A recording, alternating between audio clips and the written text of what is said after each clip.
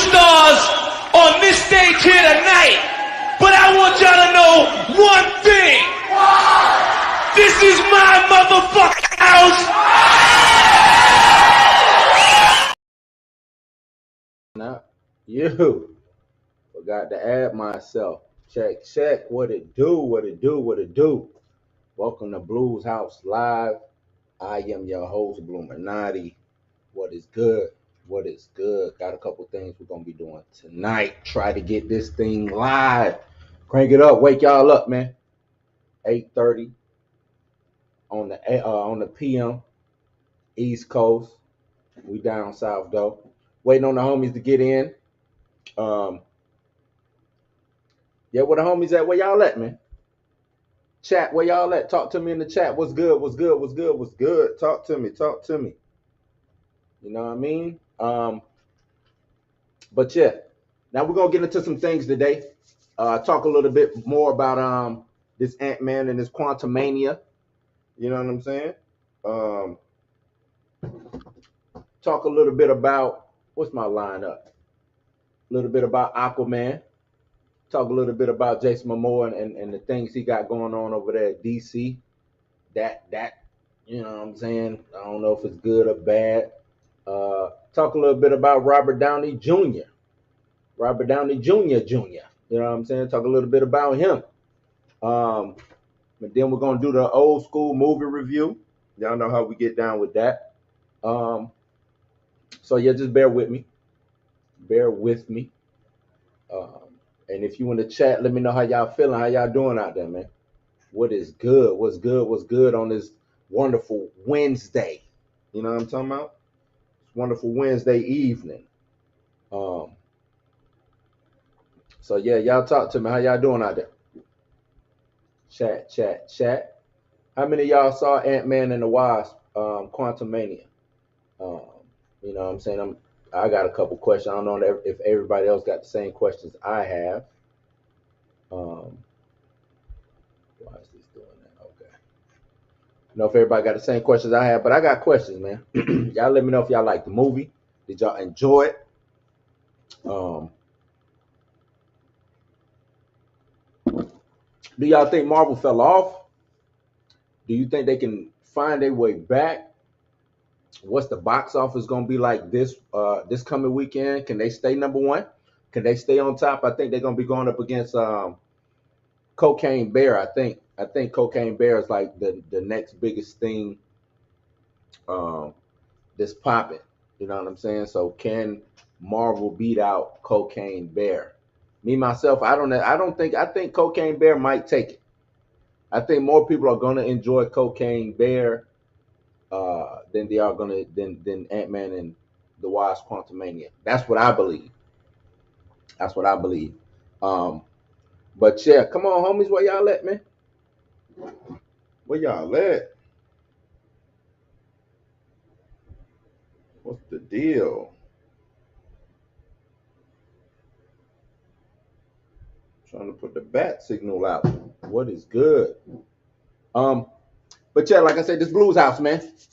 Welcome to the house. Trying to wait on the house gang. Where the house gang at? Where y'all at? Y'all let me down. Let's go. What I was about to say. I lost my train of thought. Oh, you know what? I'm gonna just hop into it, man. I'm gonna just get into a little bit of Antman, Quantumania. Did y'all, like I said, did y'all enjoy it? I don't know if everybody enjoyed it. I know it has mixed reviews. I think it's rotten on Rotten Tomatoes. I think that's the critic score. The audience score, I think, is still floating around 80%. I don't think it dropped below 80. So that's a good thing. Like I said, it's mixed. But it's a couple questions, man. Like what's next for the Ant family? What would be their next big test? Or is this it? Is this it for Scott Lang, Cassie Lang, Janet Van Dyne, Hope Van Dyne, and everybody like that? Is that it? You know what I'm saying? Going forward. Oh, there she go. There she go. Mika G is in the building, y'all. I know the star of the show finally showed up. That's right. House game. What's up, Mika? What's up? How you doing, man? How you doing? You had to get your cup of Joe. What is that? A cup of Joe? Some tea? What you drinking up? No, I was actually in the middle of helping my daughter with her James Brown project that's due tomorrow. So Oh, she doing James Brown? mm-hmm. Oh snap! What she know about on James Brown? She don't. That's the problem. She don't. She don't. She don't. Huh? James Brown. That's what I'm talking about. What's the project? What is it? It's just a big, you know how they do Black History Project. Is it just like a board or? And that's what's crazy about it. She has to type a paper and she has to do a PowerPoint slide, and I'm like, she's in the 4th grade. Crazy. A paper Like and a PowerPoint slide. Huh? A paper and a PowerPoint slide. A paper and a PowerPoint slide. Wow. Yeah. Well, salute to her, man. Salute to her. Kev, what it do? It's been a minute since Kev showed up, man. What's up, Kev? It's like an enigma. I know, right? I know. It's very rare he shows up. Now, I'm glad to have him. Wait, this would be our second time seeing Kev. Yeah. In the comment section since we came back. Since we came back, yeah. So salute to Kev, man. Salute to Kev. But no, I was talking about I'm just talking Antman. My question, what I was just talking about to whoever was out there listening. Kev. I was saying what's next for the family, for the Ant family. You know what I'm saying? Like, because and spoiler alert, if y'all ain't seen the movie, you know what I'm saying, get up out of here. But I mean, you know, it should have been unseen about now if you wanted to go see it. But what's next? You know what I'm saying? They ended the movie. It was kind of a lackluster. You know, I never really did. Before I get into all that, tell me, how did you feel about the movie? I liked it. It was entertaining. It was entertaining. That's it. Yeah. Okay. I mean, the only thing I had a problem with was the MODOK CGI. That was it. Like, I thought that was bad. If they did it on purpose. Was that trolling us or what? That was bad. That was I have to agree, that was very bad. But other than that, like, I enjoyed the movie. I was entertained by it. I mean, yes, I know I said that I was just gonna go see it just because of Jonathan Majors, but I enjoyed it. I like Paul Rudd.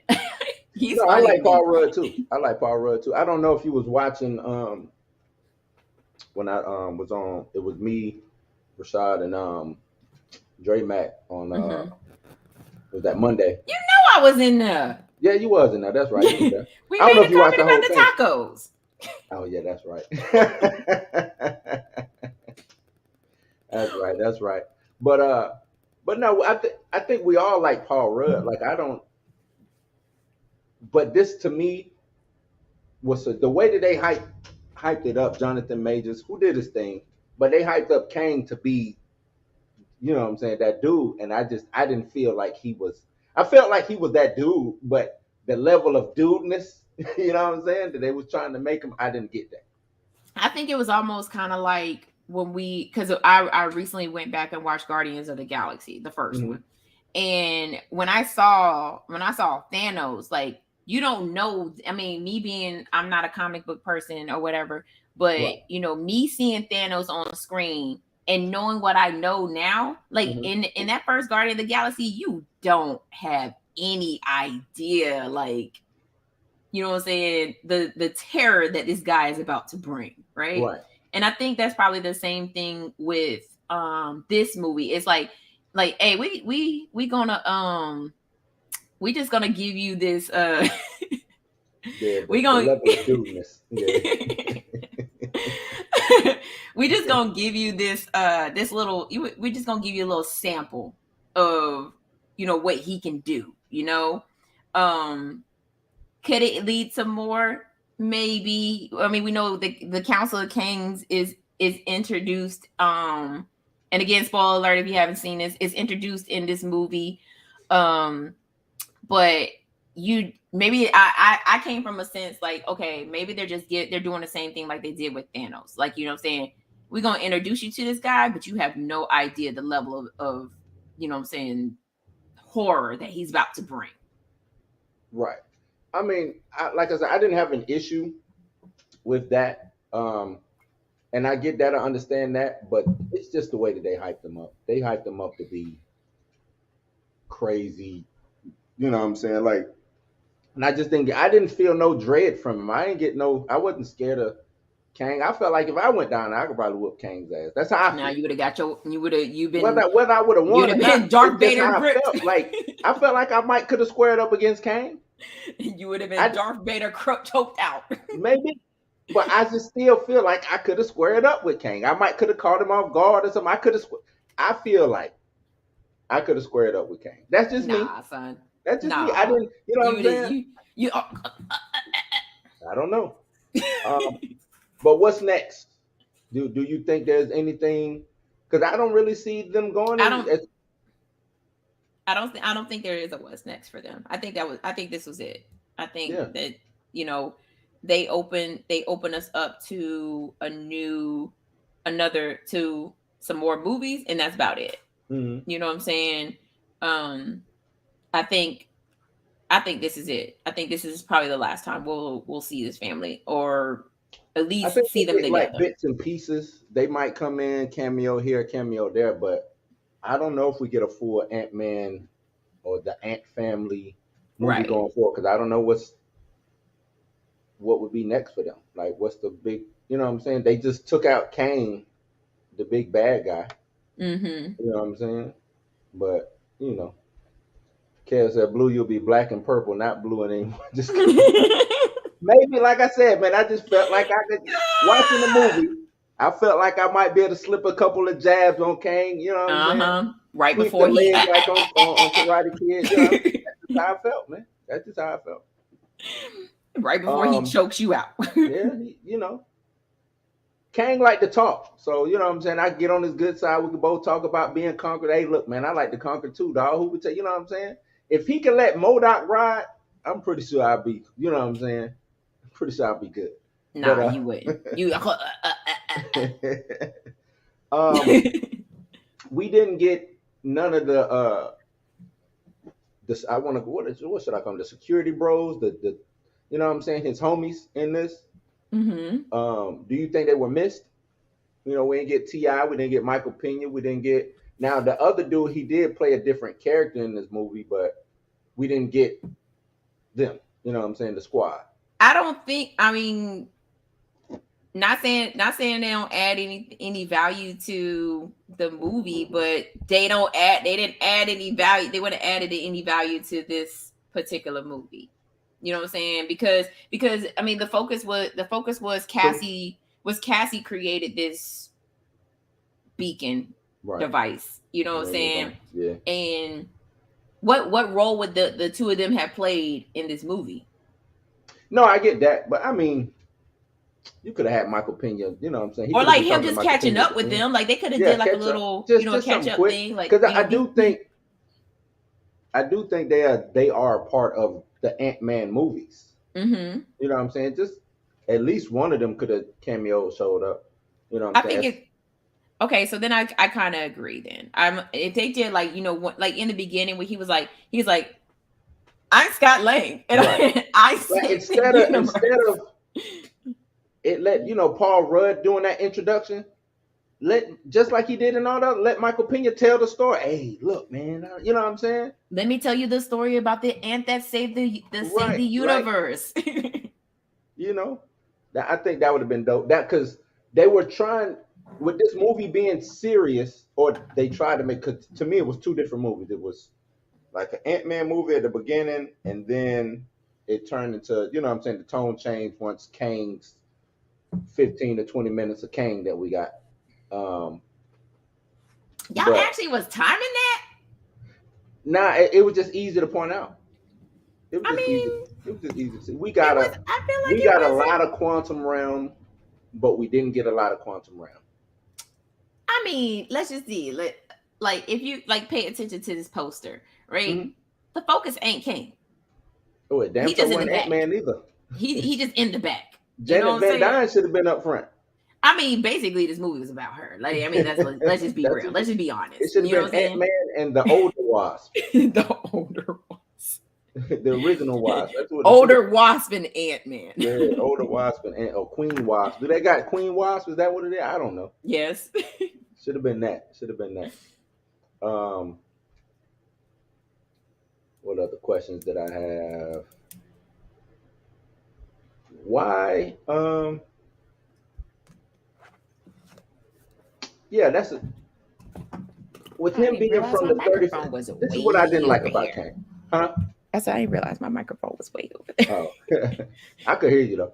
What I didn't like about Kang or is how they dumbed him down. This dude is from the 31st century. 31st. That's a whole 1,000 years, or yeah, whole 1,000 years away. Right? Am I? Is that right? 31st. We're just gonna say yes. Yeah. I'm trying to, you know what I'm saying? Whole 1,000 years away from where we at right now, right? Genius, he time travel, but he don't know how to get out of the quantum realm. I would think that this would be something that has been studied, especially with Ant-Man already going to the quantum realm. You know what I'm saying? That's a part of history already. Mm-hmm. But he don't know how to get. They knew how to put him in there, but he didn't know how to get out.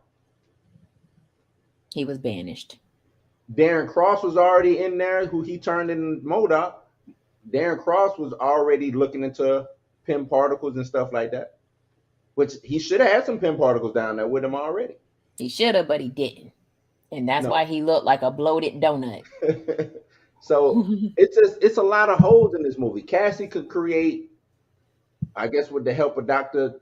Pym, in 5 years, create something to look into the quantum realm. A Hubble telescope is what they dubbed it. But the dude from the 31st century, who was one of the smartest people ever, can't do that. And why were the ants big? Because they went through the space-time continuum, and it made them extra large. Right. So you don't know why the ants was big. I mean, and I guess it's the same question that everybody else has been asking. Why not just kill Kang instead of banishing him? And just, you know what I'm saying? Like, why not just kill Cuz? Like, they ain't about that life. I'm looking at it kind of like Highlander. They can only be one, you know what I'm saying? Or not in the Council of Kang, though. With Jet Li, you know what I'm saying? The one. Mm-hmm. You know what I'm saying? What every Jet Li you kill off, you get the power from him. So I know that ain't what it is, but I just didn't enjoy this movie. I dozed off on a piece of this movie. I dozed off. That's not good. My son, he had dozed off before me. He was up, you know what I'm saying, attentive. Next thing I know, I looked to my right, he done rolled over. That's just not good, especially for Ant, because Ant-Man's supposed to be fun. It's supposed to be, all of that. What did you go see? The IMAX big, you know what I'm saying? Where did you go see that? Regular theater? IMAX. Was it dark or was it bright? It was bright. No, it was bright. It seemed, I guess maybe where I went, it just seemed dark. Where did you go? Did you go to Tinseltown? Nah, I ain't go to Tinseltown. Exactly. I saw it I went to Epic, but it's their oh, boo. But it's their IMAX though. The IMAX was broke. Okay.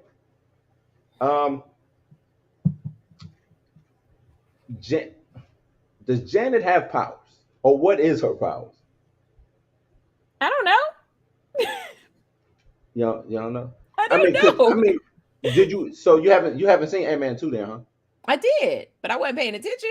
Remember, you gotta remember this was at a time when I was like, oh yeah, just get to the Guardians of the Galaxy. So when Janet comes out of the quantum realm, she goes over to Ghost. Ghost was the bad guy of Ant-Man 2, and she kind of cures Ghost from phasing in and out of whatever was going on with her. She cures her by touching her. You can see, like, you know what I'm saying, that she got some kind of power. And even in this movie, she touched, you know what I'm saying, the little piece of Kang's chair, and she ended up reading Kang's mind for the most part. I don't think she read his mind. I think that the whatever he was using for his traveling device, like, carried all of his thoughts and memories and Yeah, it was she said it was it connected neurally to him. So his brain right. And connected that's to what I'm the saying. So when she touched it, it was basically like that's the reason why she could see everything that he had did, because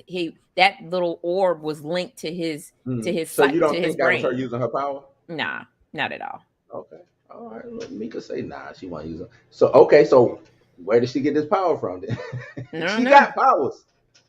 She She ain't got use them. powers. She ain't use them. She ain't use them in the Quantumanium. She That's what she damn didn't so do. didn't use them in the Quantumania movie.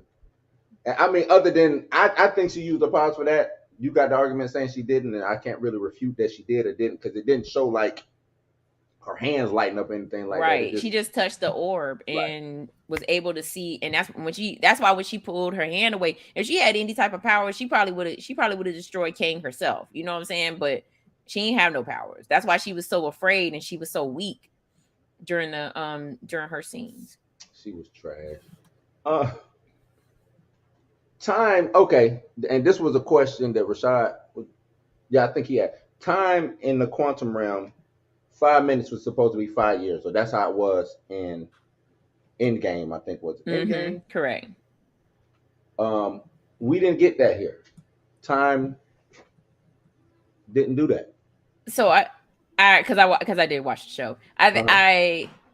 I would have to say it's because, like what Dre said, they were in a different spot in the quantum realm. You know what I'm saying? Like where maybe time slowed down. You know what I'm saying? Or you know what I'm saying? Because it seems like there's different levels to it. Because Which is trash.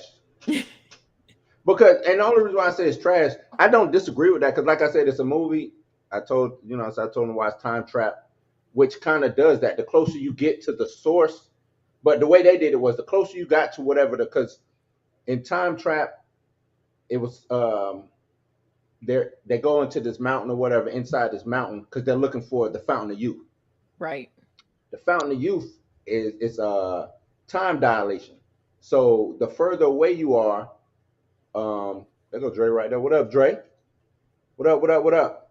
So the further away you are from the actual source,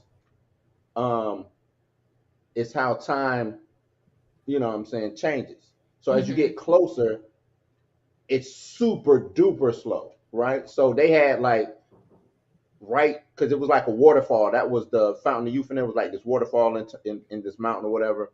They had like the conquistadors had got stuck in there, so you can't get out. So when the one person managed to get out, they had only been in there for like a day. When she got out, it was like Earth had changed. It was a whole different, you know what I'm saying? It was like a damn alien Earth when she got out. A spaceman had came and visited. He ended up getting killed, but that's how she ended up getting out. You know what I'm saying? It's a dope movie because it plays with time like that. And watching Quantumania, it made me think about how time would be in a place like that. And if we dealing with quantum realm, and that because Dramax said that about being in a different area of the QR or whatever, which I can agree with that. It just wasn't explained. Like I would have liked for them to explain the QR just a little bit more. You know what I'm saying? How did people get down there? Why is there broccoli man? Why is, you know what I'm saying? Like, what is going on? Are they time displaced people?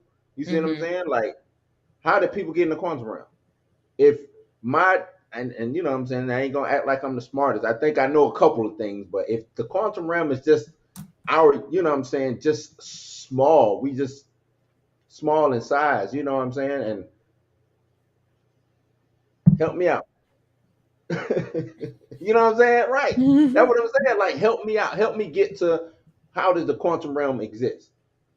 Okay, it exists out of time and space. Is it because it's so small? We so small that we, you know what I'm saying, time and space is different down there? Cool. Now give me a little bit more explanation because now you're saying that it's so small, it's outside of time and space, but the way time acts at this point is the way it acts, you know what I'm saying, in regular world. Right. I need a little bit more explanation. You know what I'm saying? That's just me. It was another question saying, wouldn't MODOK have detected the Avengers coming in and out of? That's another, like, yeah, if MODOK was basically searching for somebody or a portal, and we don't know when MODOK was made. MODOK could have just been made the day, because we don't know how time works in the quantum realm, right? So Right. MODOK could have been made the day before, but however many years could have passed, and he, created whatever he created to look for that. That's why we need a little bit. It's sounding crazy me even trying to talk about it. Let me see what Dre Matt says. It's time vortex that had to be avoided outside of the area of the city. Those things are like microorganisms in the realm. So so a time vortex. And I can understand that. So is that what Scott was in Ant-Man 2? Or when they go into, you know what I'm saying? Because he kept sending in Avengers, they kept sending Ant-Man to the quantum realm. He came back a baby one time he didn't, he came back, you know what I'm saying? Like, that shit don't add up. A lot of the stuff beforehand that we got from the QR don't add up with what's going on in the QR. So, but it wasn't explained in the Ant-Man and the Wasp. That's what I'm saying. It wasn't explained. It wasn't explained. Not to the depth of what it needed to be explained. But did you enjoy MODOK? You said you didn't like MODOK. What about the character? I know you didn't like the CGI. What about the character? I mean, he was more of like, for me, like a comic relief. Just stupid. Dre Matt liked MODOK. He was laughing the whole time. He liked MODOK. I mean, I laughed when he came every time he came on screen. That's why I said he was like more of a comic relief than anything. Like, he wasn't a threat. He wasn't like a big bad or anything. Like, it's like as soon as he came on screen and he lifted up his mask, I was like, bruh. And it's crazy because that had been circulating already, but I thought maybe they'd clean it up a little bit. You know what I'm saying? I thought they'd touch it up, clean it up, make it look a bit better. What up, Kendra? What up? What's up, Kendra? I thought they'd just make it look a little better, but they didn't. Why was Janet acting like the way she was at? She didn't. At first, she wanted, like in Ant-Man and the Wasp 2, she was all about the quantum realm. This one, she was like, "Oh, don't go." You know what I'm saying? Like, what? She didn't want to tell him nothing. No, I wanted to kick her off screen. I think her fear was exactly what she was fearing. She was like, "Wait a minute. Like, you're sending a signal down to the quantum realm? Oh no, hell no, you can't do that. He's down there." Like, that type of thing. But like, I get what you're saying. Like, there wasn't that fear when she first came, when she first came back or whatever. It's because we didn't know that this was getting ready to happen, right? But now that we are at this point now, it's like now she's like, oh shit, we done with the quantum realm. And then now, oh wait, what you mean you send a signal down there? Mm-hmm. Oh no, hell no. Let me holler at you real quick. No. Okay, and I'm with that to the point of, you're married to a quantum physicist who you know is going to be dinking around with the quantum realm. Like, that's his thing. Mm-hmm. That's what he does. So does your daughter. That's what she does. You know what I'm saying? Then you get Scott Lang, who, you know what I'm saying, he don't necessarily do it, but he done been down there, so he want to mess with it. Then you got Cat. Like, your whole family is a family of quantum nuts, who that's what they want to poke and prod into, but you don't tell them what's going on in there. That's weird. That's kind of weird. I don't know. The rings that Shang-Chi has, remember they tested it? Mm-hmm. And they were saying they don't know where that energy signature is coming from, and all of that. Are we still saying that that's Kang's stuff? Because I know, right? And the reason, okay, so the rumor or the theory going around is saying that the rings, that Kang is going to be looking for certain weapons to put things together so he can, conquer and take over, and which is a good theory until I watched this. If those rings somehow got displaced from the quantum realm or time like that, they should be able to get a signature from it. Mm-hmm. Now, I know in the comics, it was even hard for Iron Man to figure out the tech, you know what I'm saying? But all tech is still based off of older stuff, no matter what. I don't care if you're in the 31st century, that tech is still going to be based off of something that worked in the 21st century or whatever previous, especially since it's electronics. So I'm like, something ain't adding up, or this got to be something different. Maybe it's celestial, maybe it's. And I know you ain't into the comics and you ain't no big Marvel head, but you know what I'm saying. That's what I'm thinking of. That's how I'm going. Like I don't think that it's. I'm now pivoting and saying, nah, this not. It has it. Shang-Chi's rings, the bangle that Miss Marvel has. I don't think they have anything to do with Kang. That's you know, no comment. Whoosh, whoosh. Yeah, whoosh. Okay, I'm with it. Um, what other question do I have? Old girl, Quintora, Gentora. I'm sorry. How did you feel about her character? I liked her character. Okay, That's expound on it. it. I liked her. I liked her. To She's me, like I mean, I didn't female have a problem with empowerment. her, but she was just a generic freedom fighter. And I would Yeah, like some. I would have liked this. Like, where did you come from? How did you get to the quantum? At least, like, if she could explain how she got to the quantum realm, I think it would have opened the door for how. Okay, this is how people are getting into the quantum realm. You see what I'm saying? mm-hmm. Because, like, what are y'all fighting? Are y'all? I know y'all are fighting Kang, but what are y'all fighting Kang for? Does this land belong to you? You know what I'm saying? I mean, I thought they kind of. I thought she kind of explained it during the movie. Like she was like, the reason why they were fighting is because he came from nowhere and basically like destroyed. You know what I'm Right? saying? No, she Every did. part of where they, like where she lived, like where her people were. Mhm. Where and we don't know where her people lived in the quantum realm. You know what I'm saying? So she went into that and was like, this is the reason why we're fighting this mofo, because he basically displaced all of us to this one spot. Right.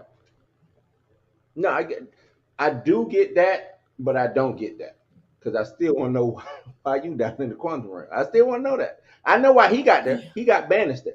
Right. How I did you mean, but get there? it's like it's one of those. It's just one of those things where, um, there is no explanation for why everybody is there, right? Mm-hmm. It because the quantum realm is just a place that's just like our Earth, or like our galaxies and solar systems, where we don't know where life is. Like we don't know how life was created. You know what I'm saying? On other planets, if there is life on other planets, if there Right. is, you don't know how it was created. You don't know how they got there. So that's why that's what I thought of when I was watching the movie. I was like I honestly didn't care how they got there. I was like, they here. I Now know I want you to know did. why. Yeah. Now I want to know why y'all Yeah. fighting. I'm gonna keep my mind. You know what I'm saying? It be going. It be going. So now I got a new theory. So the quantum realm, as you get smaller like that, you go. It's like a black hole. You go on. You know what I'm Mm-hmm. saying? You end up on the other side. Right. That's how I'm looking at it. So if you end up on the other side of this black hole, maybe it's what I'm saying. It's not. It's like reverse universe, or what I'm saying, like reverse Mm-hmm. Milky Way on this side, Right. and that's why you exist out of time and space because it's not your time and space. You're now part of this universe's time and space. Right. And now that's damn. That give me more questions, but I'm gonna keep going. Did you like the post credit scenes? I thought didn't make me scared of none of the Kangs. I'm not scared of like nothing. I don't fear none of them, I and they don't think look it was. bad. I don't think it was. I don't even think it was meant for us to fear them. You know what I'm saying? I think it was just like But this, I don't see it's this. just an introduction to the True. Council of Kings. But do you feel like the stakes is high? Why do we? So basically, you saying that is saying that we need more movies to prove that the stakes is high with Kang. Because right now, Kang has died twice. Kang got shivved by uh, what's her name? The fake Loki, the girl Loki, Mm-hmm. Sylvie. Right. You know what I'm saying? Took a shank from Sylvie. Uh, this man died from a shank, and then he got basically killed by some ants. You know what I'm No, saying? he didn't get killed by no He did ants. because they No, were he the catalyst didn't. that allowed Ant-Man to push him into the damn No, he didn't. machine. No, he didn't. So what happened? What He happened tripped over was some ants, fell into the no. machine. That is not it. That ain't what That's happened. what happened. No, it's not.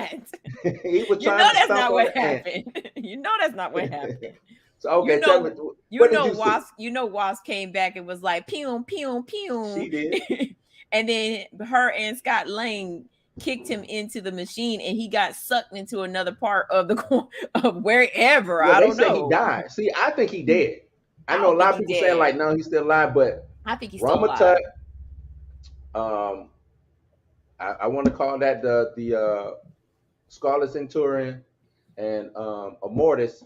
They say he died, and I'm gonna believe them over me because I I'm didn't just write gonna the movie. say he didn't die. All I saw was his body get sucked into the machine, into whatever that thing True. was. I mean, I guess both could be true. He died and he got sucked into there. You think he died when he got sucked in? He died and when he got. But Nah, no, he's in the orb, and somebody gonna mess around and release his ass. I don't know. The thing Dre Mike brought up. So y'all saying he was 300 Spartan? Yes, basically Yeah, what they did. This is what yes. happened. Ant-Man snuck up behind him and got, you know what I'm saying, bent down, and Janet pushed him, and he fell over into the damn. That's basically what happened. That is not what happened. I don't know. Man, first your movie was dark. Your ending was different. Which bootleg movie did That's you basically what. get? I mean, I saw what happened, but that's basically what happened. What bootleg did you That's watch? basically Kang was so not the man at that. It's like when he was the man, he was the man. Like y'all said, Darth Vader chokes and you know what I'm saying, disintegrate mother. You know what I'm saying? Like he was the man then, but when it came to the damn ants and Janet Van Dyne showing or Hope showing up, pew pew. You know what I'm saying? Why didn't he have finished stomping Ant-Man? Now all he had to do was turn around and jump through the portal. Why didn't he do that? Because Hope showed up at the last minute. It was like pew pew pew. No, Dre, I did not see it. I went to the movies to see it, man. Son. I'm just talking shit, man. I'm just talking shit. I'm just talking shit. But now I'm just not. Even how they did the Council of Kings, they recreated this panel right here.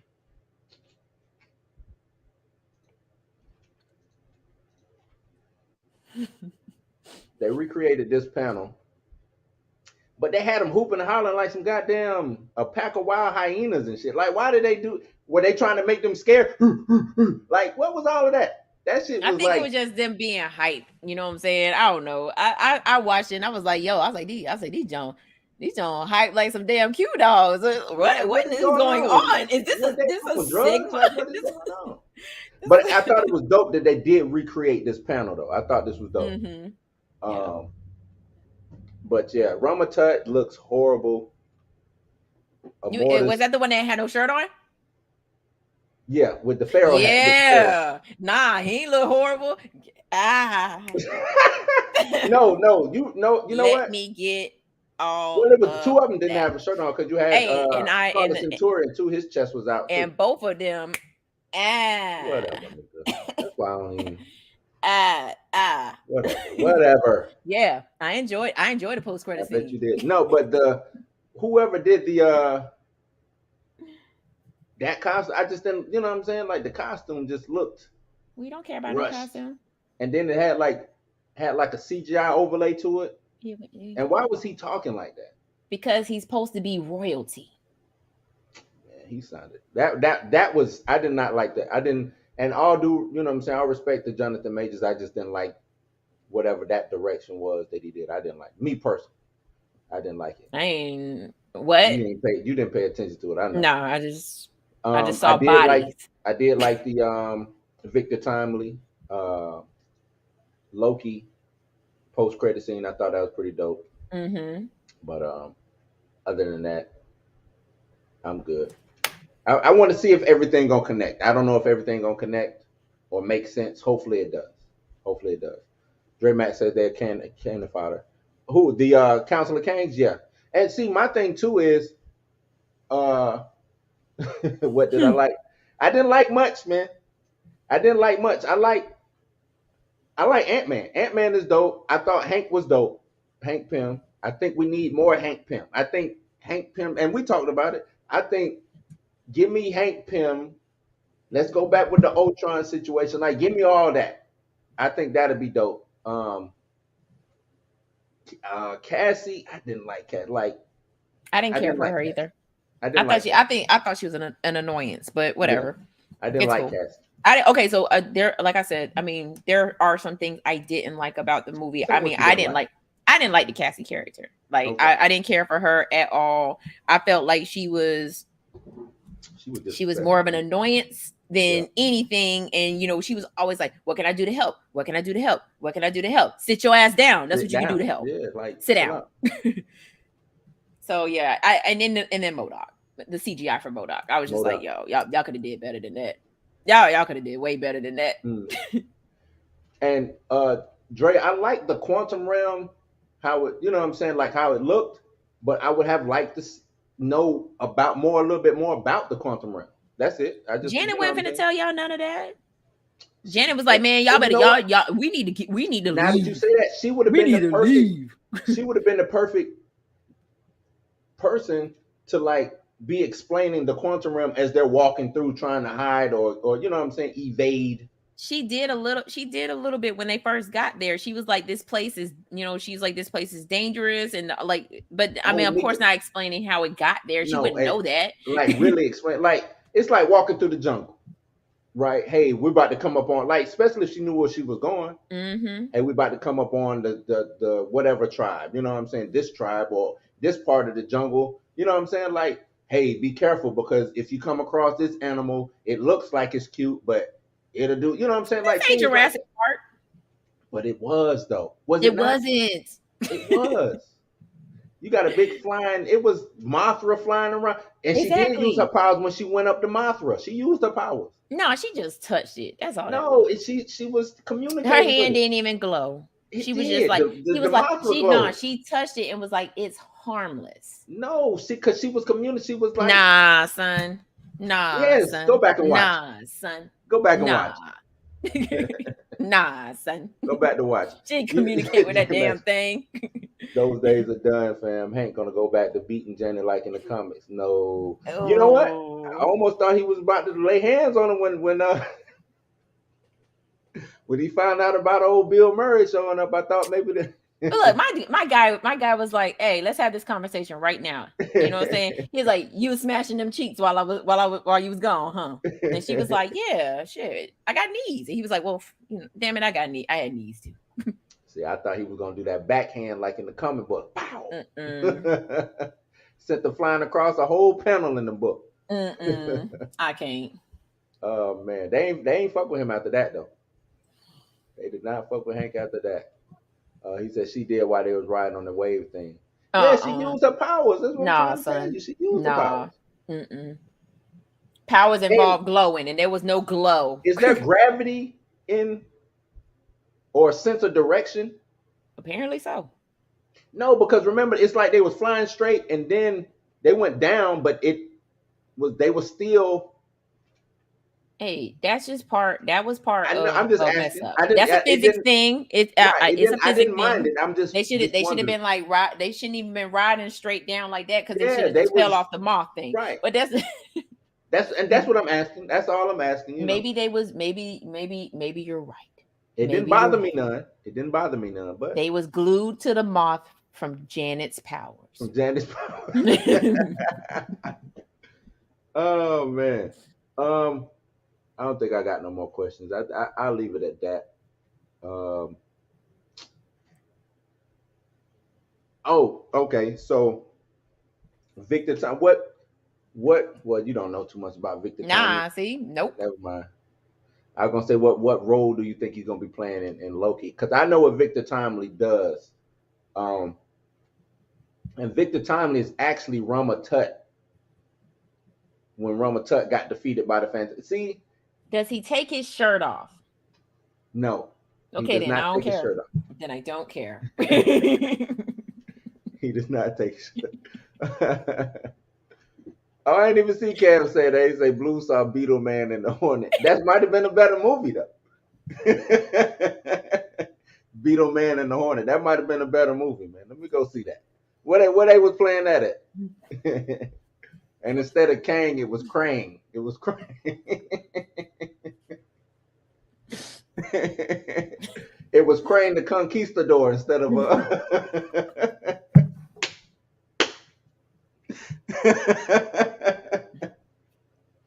Beetle Man and the Hornet.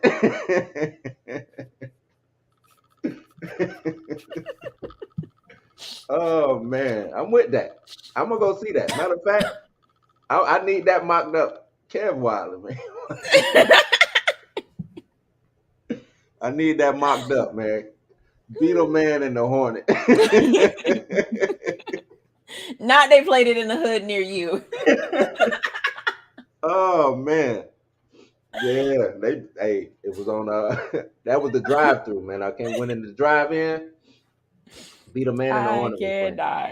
I can't. That's you know what? Tubi's finest right there, Beetle Man and the Hornet. Tubi's finest. A mess. That's what you are. A mess. Krang the Conquistador. He speaks Spanish the whole time and they got the subtitles. It was dope, man. It was dope. It was dope. Yeah, man. Woo. All right. Well, let me get right. All right. So yeah, I don't have no more. Like I said, I didn't give it like it still passed. I gave it 3.5 out of 5, which would have been a 6.5 out of 10 for me. So it passed. You know what I'm saying? It was watchable. I wouldn't go watch it again. Would you go watch it again, Mika? You know why I'm gonna watch it again. So she wouldn't go watch it again. For the gratuitous.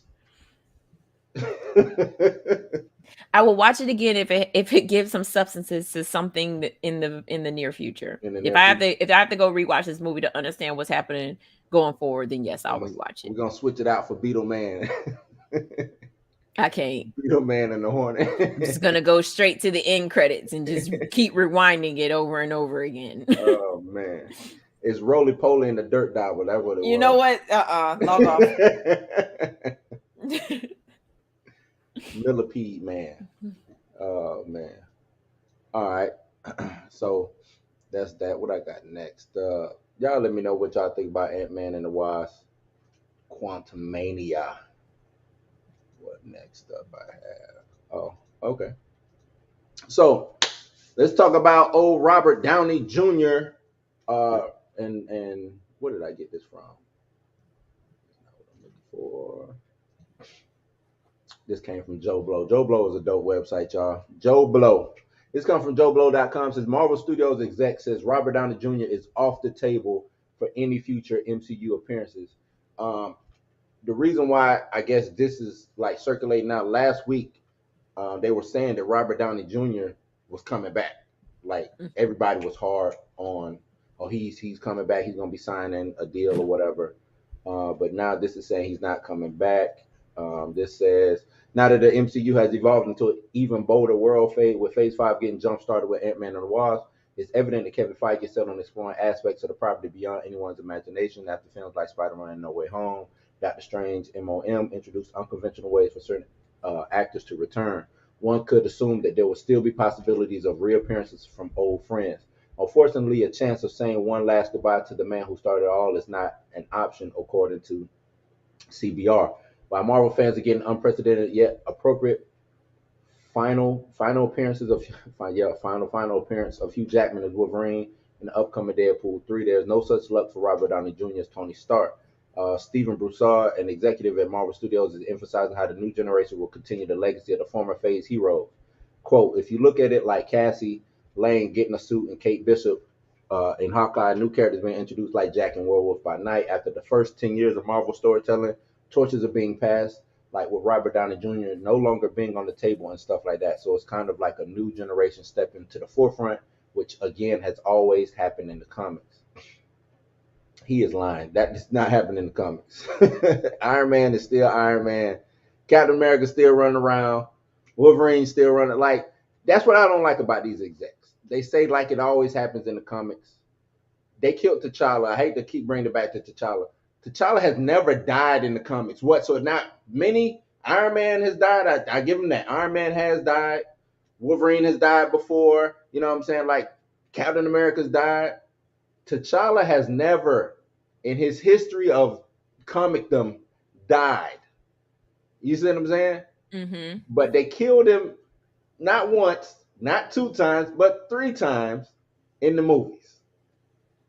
He done died more in the movies than any, you know what I'm saying, in the comics ever whatsoever. So that's why I don't like these execs acting like, oh, well, they do it in the comics. It's like, no, the fuck, they don't, dog. What comic book are you reading? Like, you own the comics. I'm pretty sure you could just go and read these shits anytime. You'll see that. No, that's not what happens. You see what I'm saying? But let me keep reading. Broussard emphasized that Phase 4 is the bridge from the older generation to the newer generation. Now that those players are on the board, there's a big bad coming in the form of Kang the Conqueror. I hope he's a big bad. I would put it like that. It's also about, like, what are they going to be doing?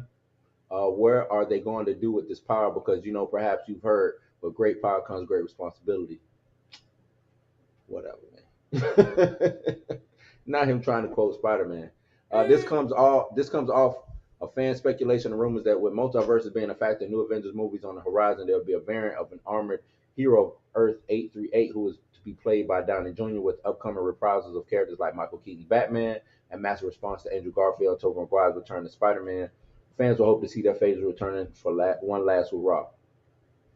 And Mika, you know I spoke about the multiverse dumbing down the MCU. Right.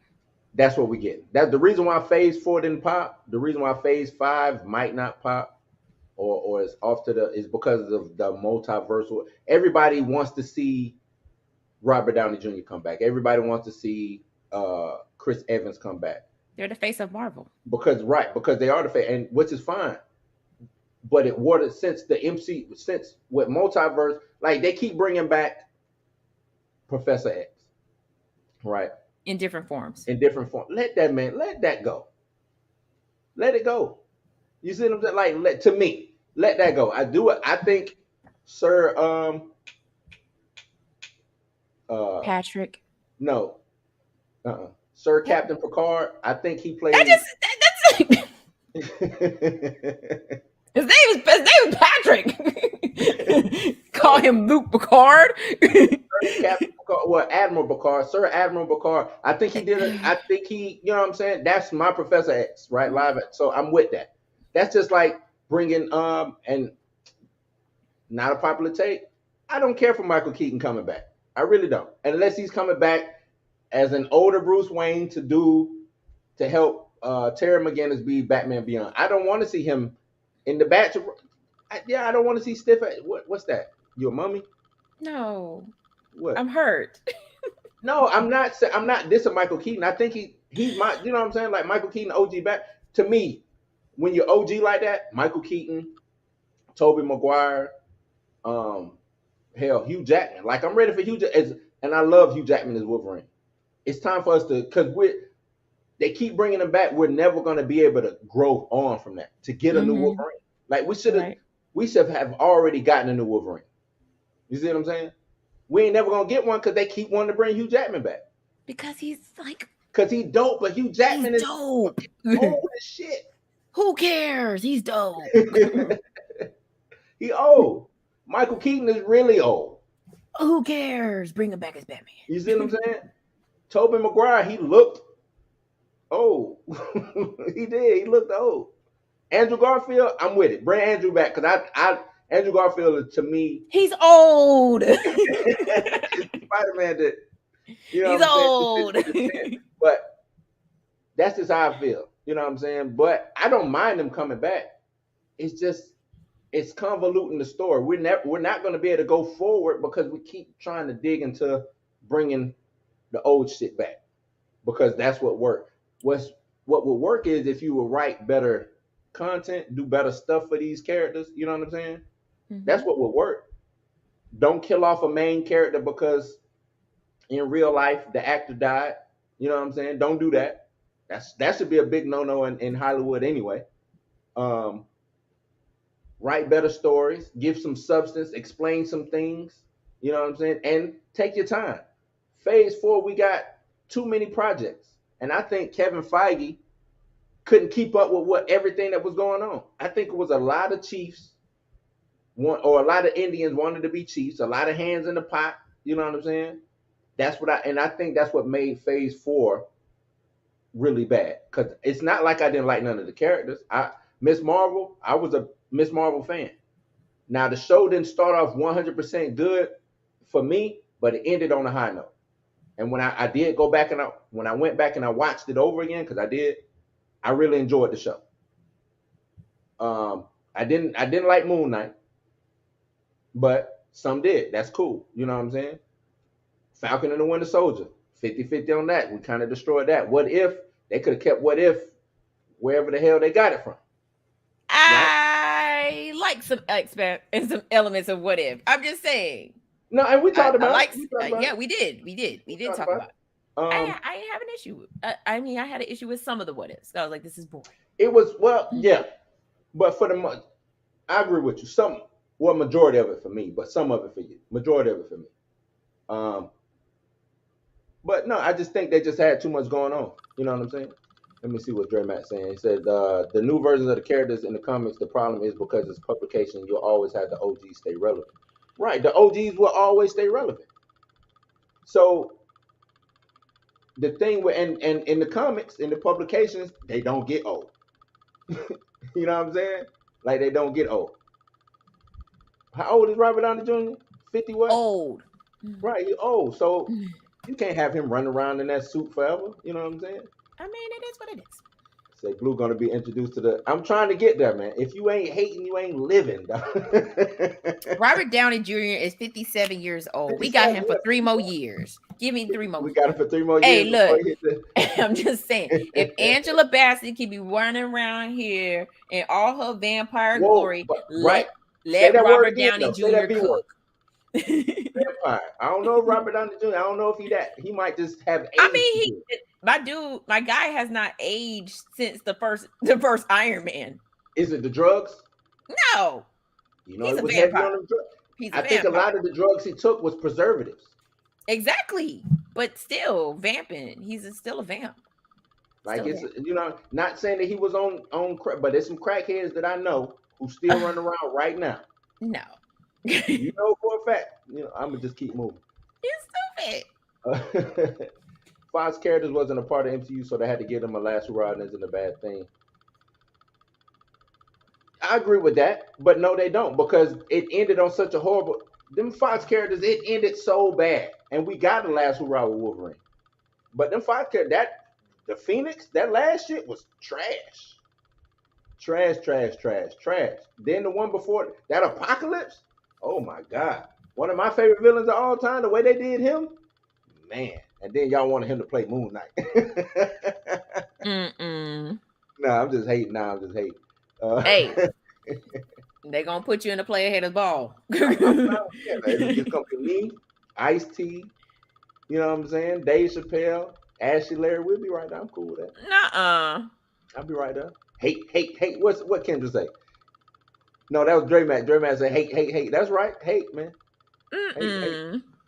Kev say Robert Downey Jr. mess around and overheat in that suit. That's what I'm saying, man. He act like he out of shape. He ain't even out of shape. My man still look good, y'all. Like, y'all act like this man don't be cooking in the gym. Y'all act like this dude. Y'all act like this. Hold up. Y'all act like this dude is. Y'all act like this dude is fat. You know what I'm saying? Like, he ain't even fat. Like, he still look good. He ain't fat. He still look good. No, I mean that. Put him back in the suit. I guess the thing is, what's because when you bring him back, you think the fans gonna want to see him go again? They gonna want more Robert Downey Jr. It ain't like he gonna show up and do a bad job, because that's the thing. He ain't gonna show up and be like horrible. Exactly. He gonna RDJ come back and breathe some life back into whatever phase we in right now. Man, so once he come in and let's say, because I think he said he wanted to come in and do some. I forgot what he said. Or was he talking? He might have been talking DC. Either way, he was saying he'll come in, do one thing, and boom, go away, right? Everybody gonna want that. Just give us a flashback. We'll take that. Give us a flash. Just give us a flashback, and we good. Like I just need one flashback, and then you can go about your business. I'm just saying, man. But they saying he's not coming back. He's off the table, which is kind of sad. Because I know a lot of people was hoping to see him, and until it's proved to either be true or not true, it's still up in the air for speculation. He still could be coming back. You know what I'm saying? We don't know, but these legacy. I don't know if I don't know. Now see that's what I was thinking too, Dre. Be a hologram AI could read that because that's what was in the comics. I think that would be dope. I don't know if they're gonna do that. He would become her Jarvis. Well, he was the AI in the comics. He was, even though he knew he was AI, he still kind of acted like he was alive. You know, he was her mentor, basically, for the most part. I thought. Okay, never mind. Go ahead. Nah. Nope. Go ahead. I'm good. Nah, because I know you about to say some shit. I want to hear it. No, I'm not about to say no shit. So when they first introduced that she was even coming on board for Wakanda Forever, I thought that that's what we was going to get. Like I thought we was going to get a hologram of him. You know what I'm saying? That she, say because she ultimately. I mean, from what right? Because I was like, ultimately, like that was her, that was her mentor. You know what I'm saying? So I thought that that's what we was gonna get in Wakanda Forever. But I guess if you listen to her AI that talks, her AI sounds a lot like Jarvis. A little bit, yeah. So that's why I was like, dang, I was like, it would have been dope if she had like a hologram of, you know what I'm saying, Tony Stark, you know what I'm saying, as part of the movie. But we didn't get that. You know, that's one thing about Riri where they missed the mark at. They made her this super smart genius, but she didn't get the attention of nobody. She didn't get the attention of who she would have gotten the attention from, which would have been Tony Stark at the time. Right. Right. Tony Stark gave his attention to Spider-Man. Why?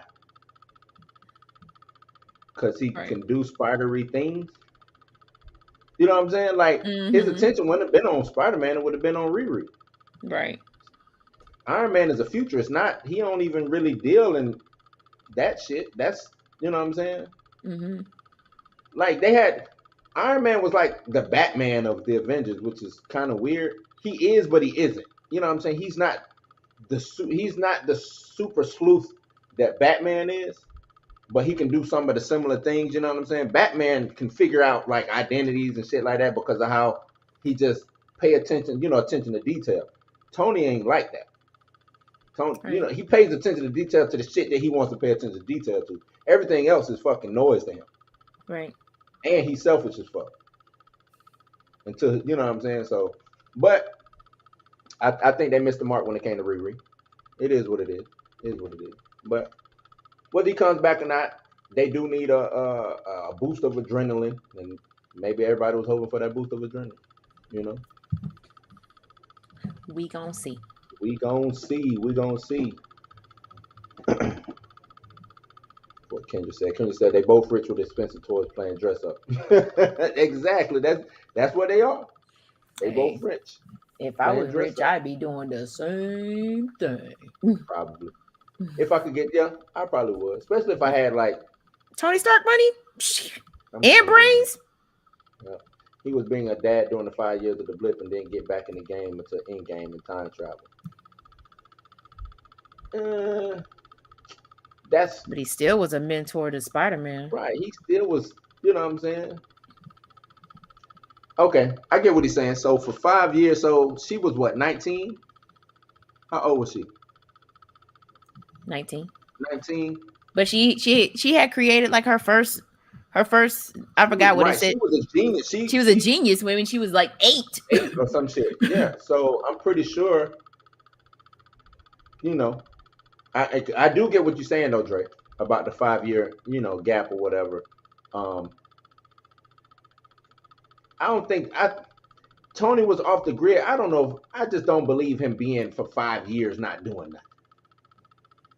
You know what I'm saying? Like, I think he would have committed 1 year, 2 year. He would have got to that 3rd year and be like, I got. Look how easy it was for him when the Avengers showed up for him to go and damn figure out time. The man went and figured out time travel on accident. You know what I'm saying? Like, I guess I'll look into it. He went and looked into it and boom. I figured it out, Pep. You know what I'm saying? Like, nah, he was doing some shit.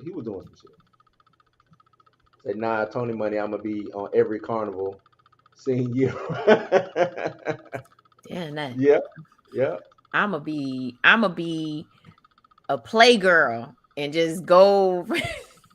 I'm lying. I can't even finish that statement. I know, and I was about to say, man, we're gonna do some sensitivity training around here.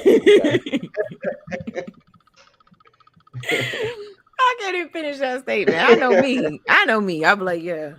Not you gonna be a what it is, international playgirl around here. Hey, pimping all over the world.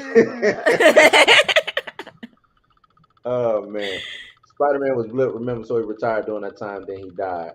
No, like I said, I get that. I get what you're saying, Jermaine. I understand that. He was figuring that out during the whole 5 years. Remember, he couldn't stop messing with it. But that's what I'm saying. I don't think he would have stopped even looking into other things too. You know what I'm saying? When I'm thinking about his obsession with stuff, because you know what I'm saying, the man had OCD. You know what I'm saying? Mm-hmm. He had OCD. He was gonna be tinkering. He was gonna be doing something. That's just his nature. Right. So when he put his daughter to bed, and while Pepper was running the company, he was still looking at shit. Pretty sure 1,000% he was still looking at shit. Kendra said facts, and I agree with you. I think Mika would out here. She'd be skating all over the world. No, wait. I don't skate. I'm retired. Why do y'all keep bringing this skating thing up? You just like Tony Stark. I'm just saying. I'm retired. Next thing I know, I am retired. I don't do that. A whole new move out there on the. I'm just saying. If I ain't skating in my living room, I ain't skating nowhere.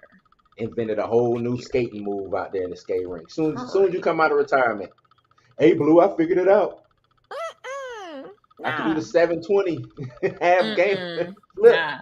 I would do some crazy ish and go and stay in Antarctica for 1 day, because I won't last. I won't last more than 1 day. I won't last more than 1 day. We ain't need to know all that, Dre, but I feel you. Why ducky feet though? What is that? What's it? Is that like the red boots that everybody walks around? Oh my God! Do not bring that up. Them things so ugly. God dang! That's a social experiment. So that's only true until she comes to Florida, because we're going to the rink. I know. Facts. I know. You ain't gotta tell me. I'm gonna skate when I go home now. I'm gonna go skate. She skate. Next thing I know, it's a picture with Dr. Doom. I get it. I understand. It's a tradition. I know. I'm retired. Next thing I know, at the rink, Dr. Doom, cheese. Yeah, I am retired. I don't go to skate parties no more. It costs too much money, y'all. Mm-hmm. It costs too much money. Okay. When you spend hundreds and thousands of dollars just to stand around while 500 something plus people are in the rink and it's hot as hell in there, nah, son. From midnight to 5 a.m. Nah. Where's the fun in that? True. All right. Let's move on to let's do the old school movie review. I don't like this movie. What? There. Done. Old school movie review. Harlem Nights. I don't like this movie. It's crazy because we did what did we do last time? It was Eddie Murphy movie, wasn't it?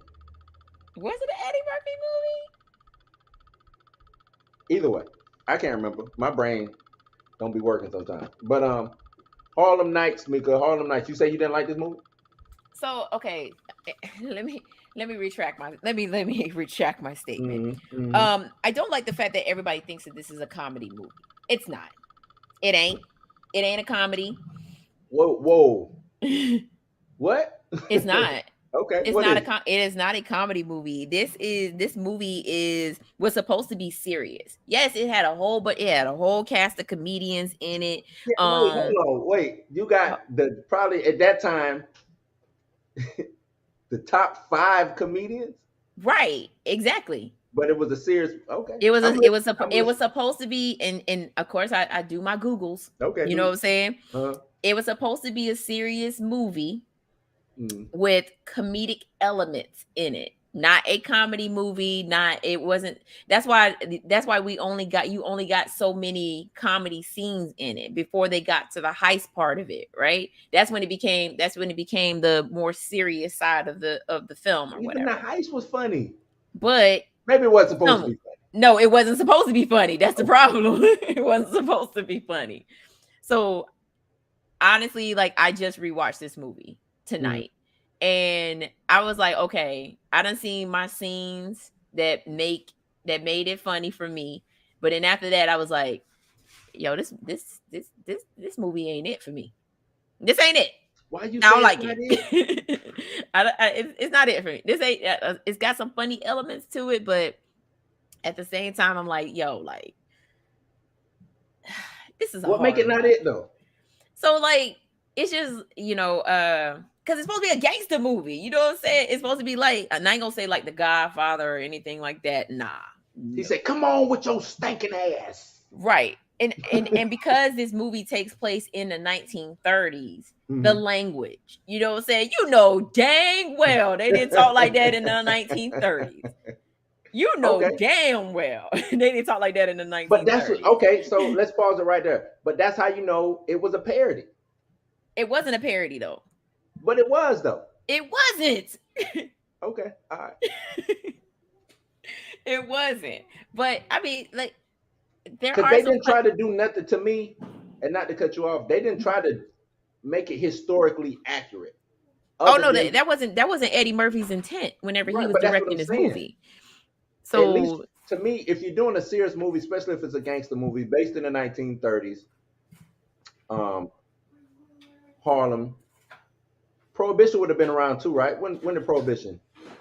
I think this is before. Yeah, the speakeasies. It had to been. Nah. It said it's in the waning days of Prohibition. That's what it says. Okay, yeah. So did I say that right? Hold up. I feel stupid now. Waning. I'm with that. So you didn't get no bootlegging, right? Mm-hmm. You didn't get. It wasn't no speakeasy. Everybody was getting drunk. Facts. Even though, like you said, it was the waning days of Prohibition, but Prohibition was still around. So to me, if you're doing something serious, you want to try to at least be accurate in the places that you can be accurate in. Right. I don't think they even went that route. That's why I say they didn't even try. Right. They didn't try. To me, they were, and maybe they did say, hey, we're going to do this serious movie. And it turned out to be a parody. It turned out to be a comedy. Maybe I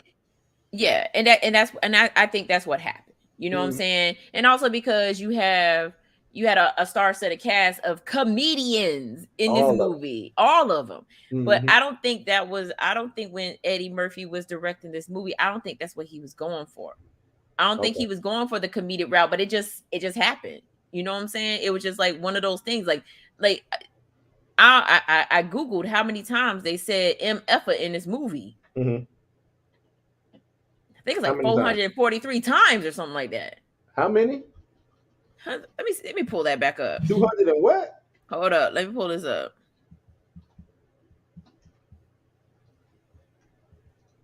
To the Googles. To the Googles.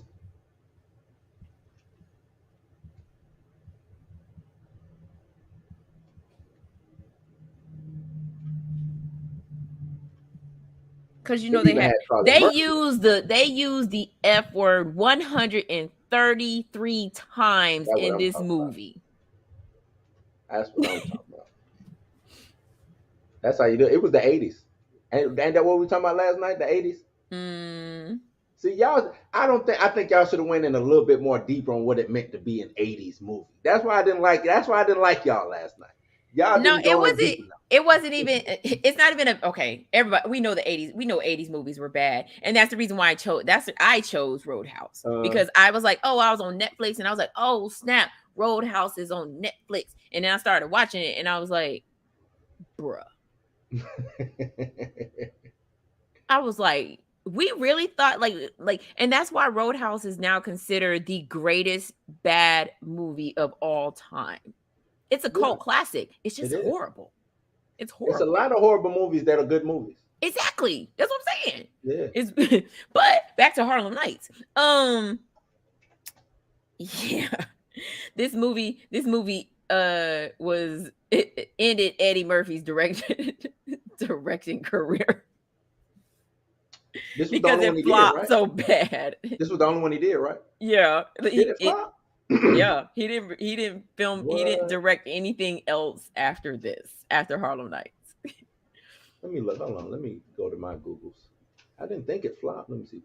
It did. It was slammed by most of the film critics, and it took home the Raspberry Award for Worst Screenplay.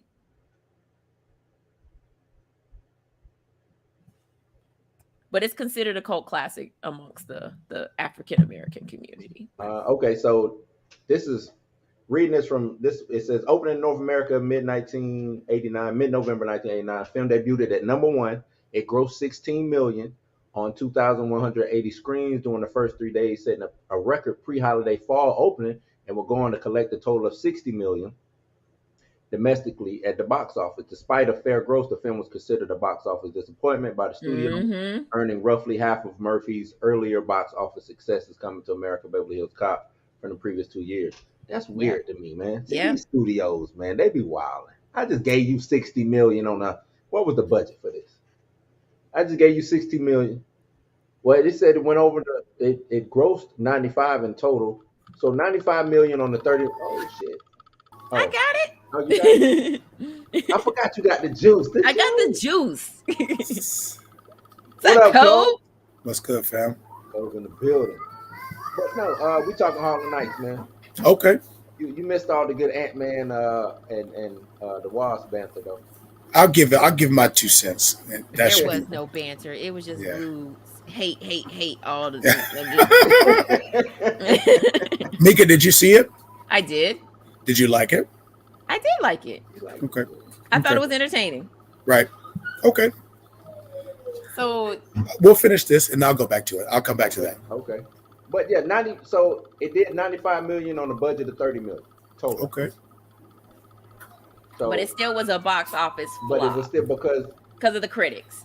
Mm-hmm. Not just that, but I guess Beverly Hills Cop 2 and Coming to America. I guess they did numbers. Yeah, overshadowed this. And because so that okay, because I'm a research head. So the reason why is because of the backlash of what was happening in movie theaters when this movie was being shown. Okay. So there were people shooting, it was people being arrested, you know what I'm saying? What? After this, during the showing of this movie, there was it got pulled out of movie theaters and then people were boycotting it. I mean, they were rioting because this movie got pulled. Yeah. So it's got some history to it. So they didn't do Batman like that. Okay. Right. Just saying they did. I mean, you're right though. Dark Knight. You better leave Michael Keaton alone. No, he talking about Dark Knight. Dark Knight. Oh yeah, that's right. Because of the Aurora shooting. Yeah. Let me hit these comments real quick. That movie actually got praise after that. It didn't slow down the movie at all. It was an isolated incident and it just kept it moving. Kendra say you shot my pinky toe. J-Man says a gangster film with comedy elements. Richard and Eddie are playing the straight men in the film. Yeah. Yep. You shot Junior. Oh shit! You killed my brother. Quick. Quick. Right. Quick. You shot my brother. Quick. Quit shooting that little shit.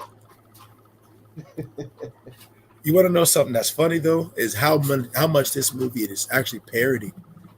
But that's what I was telling Mika. I think Mika said that this is a serious movie. It was meant to be serious. Nah. I say it was a parody. It was a parody. I think it was. I don't think it was a parody. This was a serious film. It was meant to be serious. It was. Some comedians in it. The Google said it. The Google said it. But that's the thing though. Look at what the movies Richard Pryor had done prior to this. Richard Pryor doesn't do serious movies. Well, You know what I'm saying? Like, it's funny you mention that. right. He never does a serious movie. You know what I'm saying? He did. Had he did Toys already? Yeah, that Toys was the 70s, I think. Late 70s, early 80s. Even, I mean, nothing. Superman nothing 4, yeah. Superman, like, I'm with Kobe on this. Richard Pryor's never done a serious movie. Yeah, like, I'm trying to think. But this that's what I'm saying. That's why we got the Richard Pryor that we got in this movie. You know what I'm saying? Like the person that was most animated was Eddie Murphy in every single scene. And Richard Pryor was like, yo, but there's a reason why. It's because at that time, even though Richard Pryor was in this movie with Eddie Murphy, they didn't get along. No, I'm sure they didn't. They didn't get along. Eddie Murphy was like, you came and stole the spotlight from me. Yeah, I'm gonna be in your little funky ass movie. Right. So that because there was that one scene where Eddie Murphy was talking about Calhoun, and he was like that fat stuff, like he's like saying all this stuff, and you can see like Richard Pryor is giving him this look like, you don't shut your ass up. Right. Like I see you trying to be funny. Like to me, it was just, of course, we never got a serious Richard Pryor, but we did in this movie. How many jokes did he crack? Yeah, I get that. I get it. I buy that. But think about it, though. Wouldn't that be the ultimate parody for him to just play the straight-laced character the entire time? I think that's just the total antithesis of him as a person in general. JoJo Dance was not a serious movie. I mean, if that's the case, then Hear No Evil, Speaking to See No Evil is a serious movie with comedy elements. Great. That's a crime movie. So, I mean, whatever. But like I said, I'll never see him doing a serious movie other than, like you said, I buy this being somewhat like, hey, he has a serious performance, but this movie to me in general is parody. I think it's a parody of, you know what I'm saying, the gangster flick. Right. I'll give it that. Us, right. With us. I'll give it that. They said we're just gonna drop the F-bomb 133 times though. Like right. And like I was saying, like if you look at how many people have like parodied this scene, like even the scene with Delarice and Eddie Murphy, that scene has been parodied hundreds of thousands of times. I mean, that's true. That's true. Busta Rhymes, Pastor Cavassier, yeah. I mean, this shit's been parodied multiple times. So the movie has, like I said, it's got funny parts to it. It might not be written like that, but just their charisma, Eddie's charisma on screen, you know, that anything he does is funny. You know what I'm saying? Richard Pryor could be straight-laced, but I still see him as a funny man, even in this movie. You know what I'm saying? Like, it's hard for me to you know what I'm saying, to take his character. I got a movie where he was kind of funny. I was going to say the Mac, when in the Mac he went. Well, okay. But he was kind of funny. Stick him, Tony. Yeah, he was not. That's what I'm saying. And this is probably the most toned down not Eddie Murphy, but Richard Pryor. 100%. This is the most toned down Richard Pryor that we got, and that's why I said, even though this movie was full of comics, you know what I'm saying, like. To me, like every time I seen Richard Pryor on screen, you was expecting for him to give you that Richard Pryor magic, and he was just like, nah, cuz. Nah, cuz. Right. Right. Yeah, true. I mean, well, let's get into the movie. Let's get into the movie. Okay. It starts off a young Quick, you know what I'm saying? Where he was at a craps game. He was a he didn't have no parents, right? Right. So he his got taken in. His mom and daddy was dead, so he got taken in by Richard Pryor's character. Mm-hmm. What was Richard Pryor's character? I don't know why I can't remember right now. Sugar Ray, that's right. Taken in by Sugar Ray. The Come on, Mika. That first, even the craps game at the Okay, beginning. I told you, there are some scenes that I do like, but the rest of it, I'm just like. Now I'm talking about as far as it being funny. That crap game was funny. I didn't. The crap scene. The only part of funny that was funny about it was when the little boy was like, he said he was going to kill us. So I shot him. So I shot him. To me that whole crap, because I've seen people play craps. To me that was like the perfect, like that's how, you know what I'm saying? And him getting mad and shit like I don't know, that was funny to me. That was funny. And when Richard Pryor started looking for his gun, looking for the gun. I don't know, that whole scene was funny. What you gotta tell me? It slips my mind. The whole scene was funny to me. And then we fast forward into they're all grown up. 20 years later. 20 years. Richard Pryor hadn't aged none. He's a vampire too. Right. So what was your good and what was your bad of it? I'll start with Kobe since. What was your good and what was your bad out of this movie? Of the movie? I thought that just to see this, how can I say this? To see a movie like this, I'd never seen a movie like this before. This is my first time experiencing a movie like this.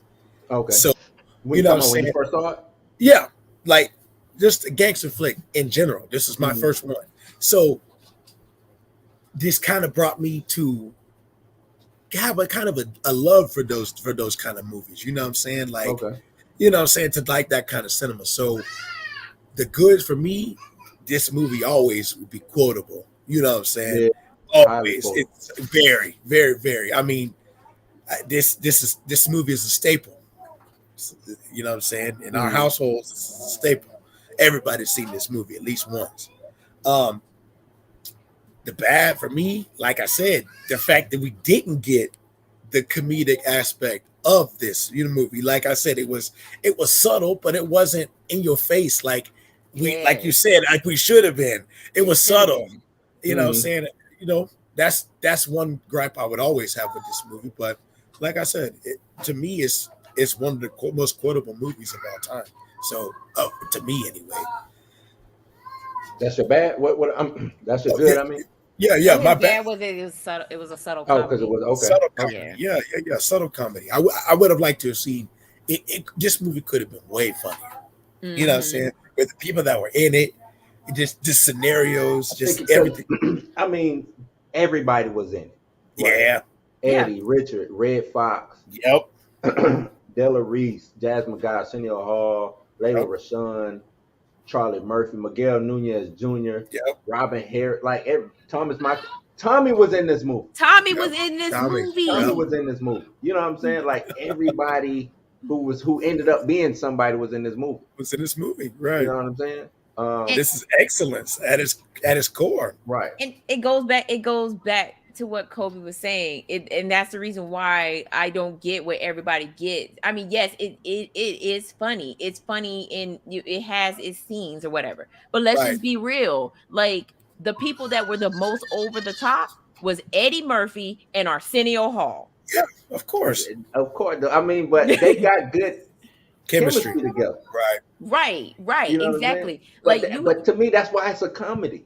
It's not to me. It's not the comedy that we looking for. You know what I'm saying? Like you had Red Fox in there, who was like top tier comedian. Y'all dumbed him down to a blind bat. Right. But even that was Put funny. your glasses on. Okay, let's think about it like this. The running joke. You're blind. Yep. You're blind bat. You're blind bat. Right. Arsenio Hall's character, him being over the top like that. Yeah, we expected that. We expected that. And even the way he died, how quick this came up, pow, pow, pow, went back down. Yeah, come on, man. Right. Exactly. It has its funny scenes. It does have its but moments, right? It has its moments, but you also had Della Reese pre touched by an angel. You know what I'm saying? Right.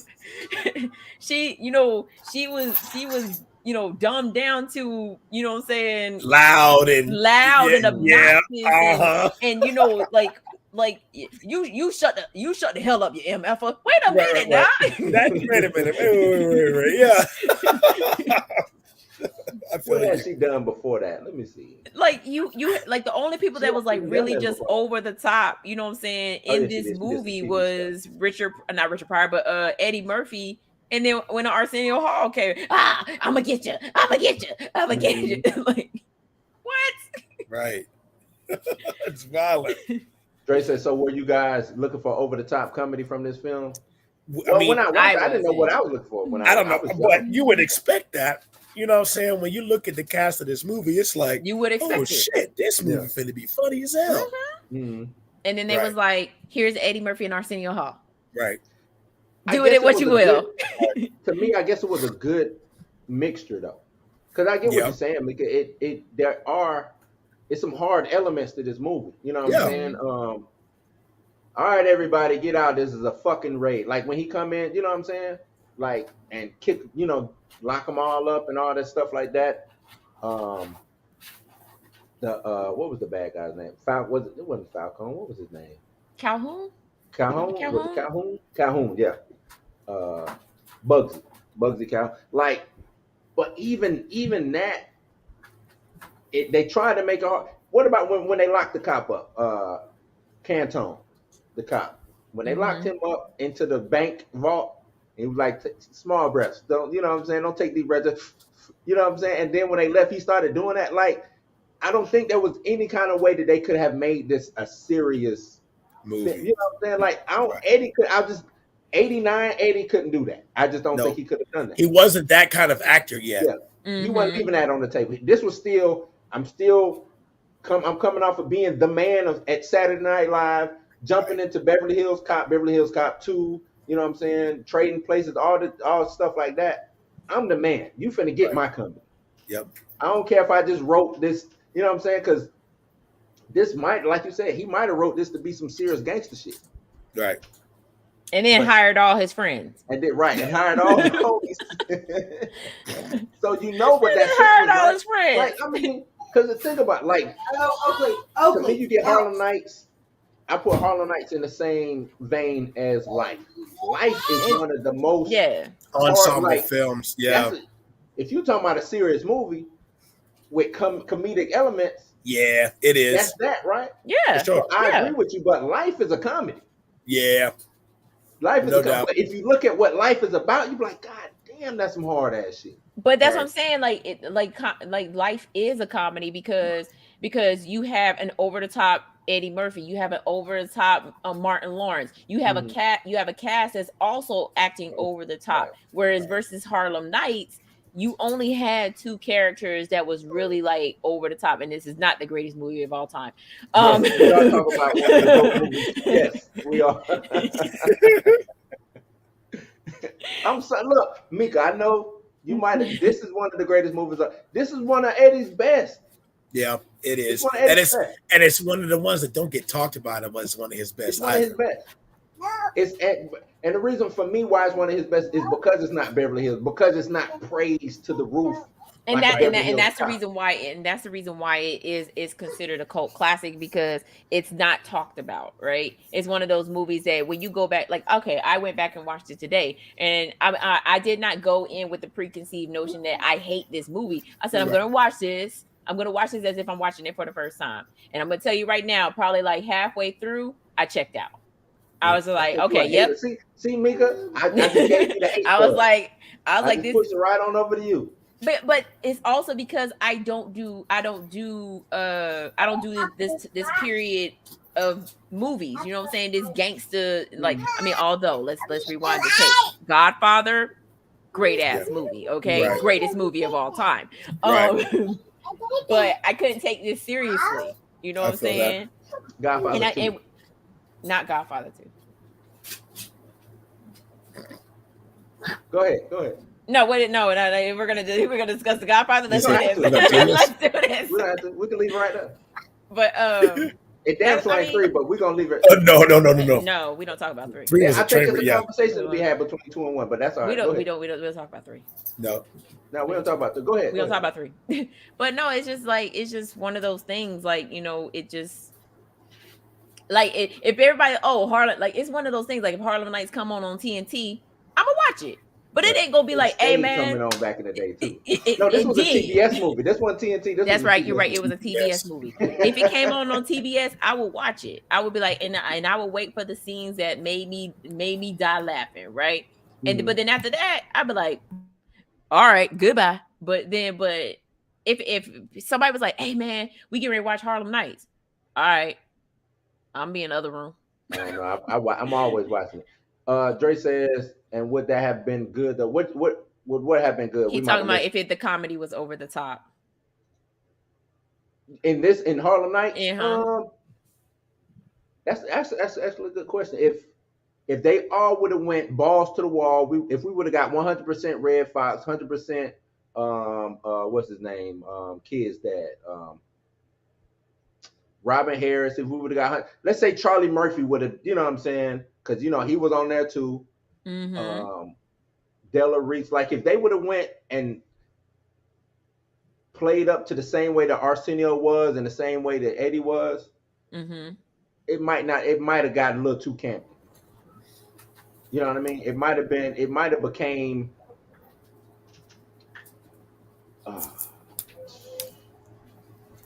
just a little too campy. To me, this was a good mix. This was Bill Cosby and Sidney Poitier, the 2 movies that they did. What was those 2 things? With Bootney Lee Farnsworth, Biggie Smalls. Damn, why I can't think of the damn movie right now?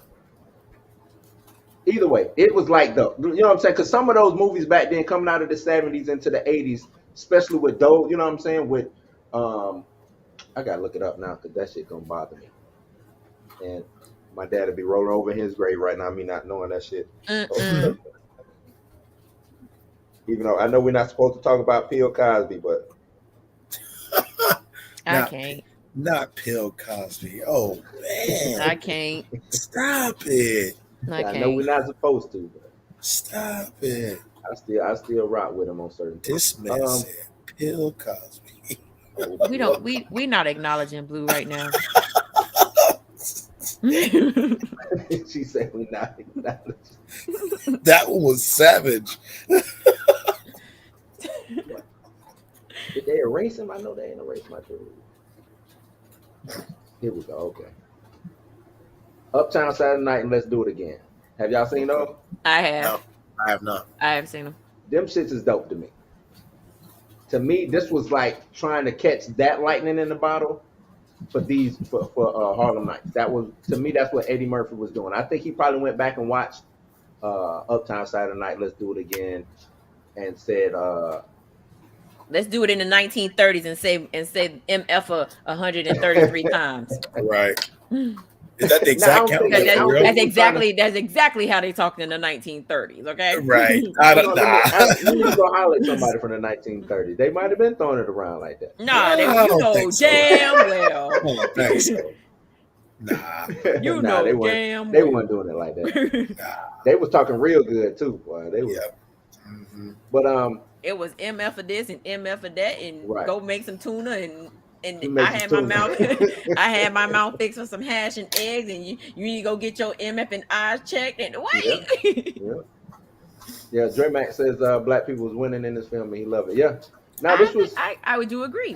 I don't think, and I don't want to speak for Mika, but I don't think she dislikes this movie. I think she just went back, watched it with adult eyes, and you know what I'm saying, right. 2023 vision, and lost its luster. Right. Like I said, it wasn't like I saw it when this movie came out back in the day, and I would just go back and rewatch over and over again. It wasn't like for me, Tales from the Hood, when I was little, we watched it over and over and over and over. A lot. Yeah. I didn't watch this. I even bought this on DVD at one point in time. I gotta find it. Like I had it. I have it on DVD. That's the crazy thing. Right. So I was because watching I saw it in the $5 bin at Walmart. I think that's how I got it. Right. Right. But it's probably a 2-for-1 now. You know, I would watch this a lot. Like you said, TV. It would come on TBS. Me and my older brother, we would watch it. Like, I think it was on a tape back in. You know what I'm saying? Had like 4 movies on this one tape. Like we would, right? Yeah. we would watch it. Now it was on a tape. You know how it was, right? Right. Okay. You know, you get that. You can have that one tape, and it'll have it'll just have hit after hit after hit after. We talked about this once before. We have talked about it. We have talked about it. We have talked about it. You ain't even got to leave. Like, nah, the tape just keep rocking. Like until the bitch run out of the fucking tape. Just saying.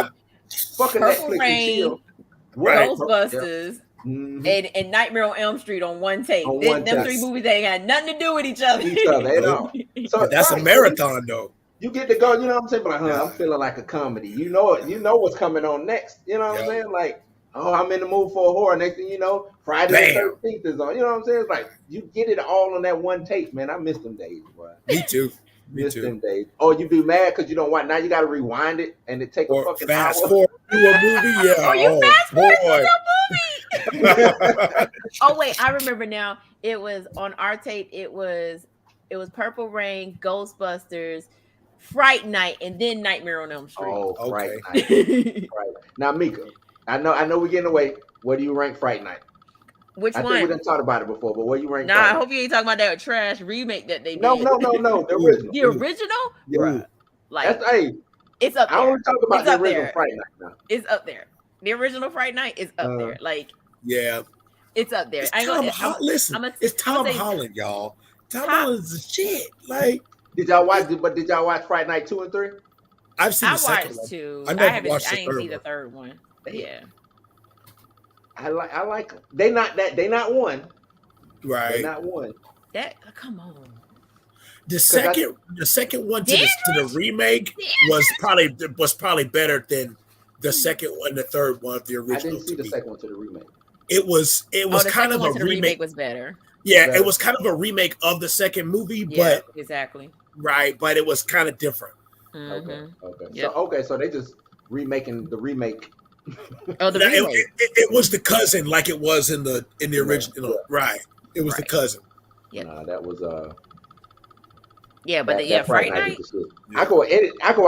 Fright Night is my Halloween movie. So no matter what, Halloween Day, I gotta watch Fright Night. Mine's Halloween 4. Yeah. Mine is Candyman. Yeah, I know. Halloween 4. Halloween 4. It's become Halloween 4 a lot, man. Because I got to the point now to where when it's that time and Fear Fest is on, I literally just pop it on. And this year they played Halloween so much that I watched every single one of the movies at least 10 times. Right. They was trying to hype up that trash sequel. Yes, they was. Oh boy. It was bad. Yeah, boy. It was bad. Okay. So where do you rank Harlem Nights in Eddie Murphy's catalog? In his catalog? Yeah. I mean, you don't have to give me a number like middle of the pack, bottom. I would say middle of the pack because he's got other movies that top this one. I say middle of the pack. You put Metro on top of this? Is that what I heard? Ew. Nah, Showtime. Showtime. Showtime on top of this. Holy Man. Who said the Haunted Mansion. No. The Haunted Mansion. 1,000 words. Morbid. See, and Blue, you try to get onto us when you Eddie Murphy the man, right. Bro. He was not. Whoa. No, he was not. No. I said what was the cutoff? I said what's the cutoff? And where was the cutoff? 06, 07. No. We was way early. It was like 06. No, you're right, Blue. It was earlier than Life. Oh, right. Was it Nutty Professor? Because Life came out in 98, 97. Now I got to pull up the filmography because I remember there was a cutoff, and then after that, Life came out, and then he went right back. He went back to having trash movies and like Shrek. I want to say Life came out like 01, bro. No. But Shrek kept him afloat. That's what Yeah, it was. it did. He was getting Shrek paid. kept him afloat. Shrek kept him afloat. Hold on, let me pull up this video. His filmography. Yeah, because the I early think that was 2000s. 98, 99. Like, Let's see. The cutoff was. I bet it's about 2000, 2001. Holy The Man, cutoff was Goldfinger. Doctor. Actually, no, it was Life because he did Doctor Dolittle in '98 and he did Life in '99. But in 99, between I told that, you. he also did Metro. Mhm. He did Metro the same year that he did. No, he did Metro in '97. He did Mulan, Doctor Dolittle, and Holy Man in '98. He did Life. Metro was like a downslide for him. Yep, Pretty much, it and was. it slid right into Holy Man. That's because he had dreads. No, both Metro was the one with Robert De Niro. No, And he that's had the logo, Showtime. he had Oh, a logo. Showtime. My bad. You right. Yeah. I'm tripping. So then '99 he did Life in Bowfinger. Right. 2000 he did Nutty Professor 2. Bowfinger is kind of underrated though. If that's the Kinda like case, Bowfinger a little bit. then Holy Man is underrated. Okay, Holy the Man cutoff. no, hold on, wait, hold on. Because that movie is kind of funny though. But it wasn't good though. No, it wasn't. The cutoff was Dr. Dolittle 2. And when was that? 2001. Yep. Oh, And then after that, that's when he started doing the trash movies. So he did Showtime, Adventures of Pluto Nash, I Spy, Daddy Daycare, Haunted Mansion. And then I Spy was kind of funny though. He kind of redeemed himself with Dreamgirls in 06. Mhm. And then he slid right back into nothingness with Norbit in 07. I don't see how nobody didn't like. How y'all didn't like Norbit though?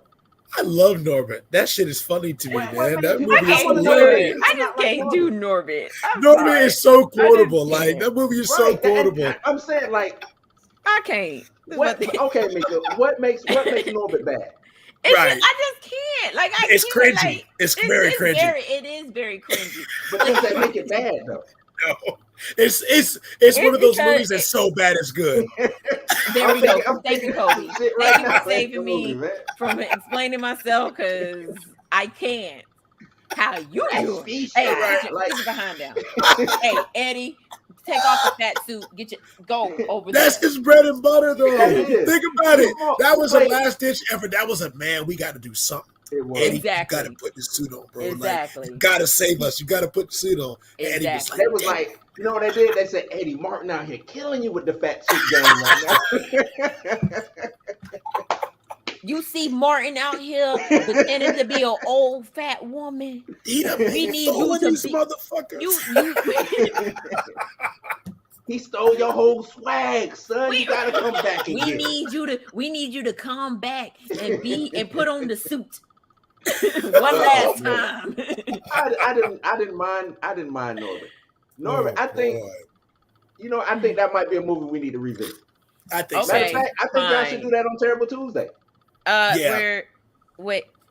Yeah. Okay. I think y'all should do that on Terrible Tuesday. Think about the ensemble cast, though. That movie has an ensemble cast.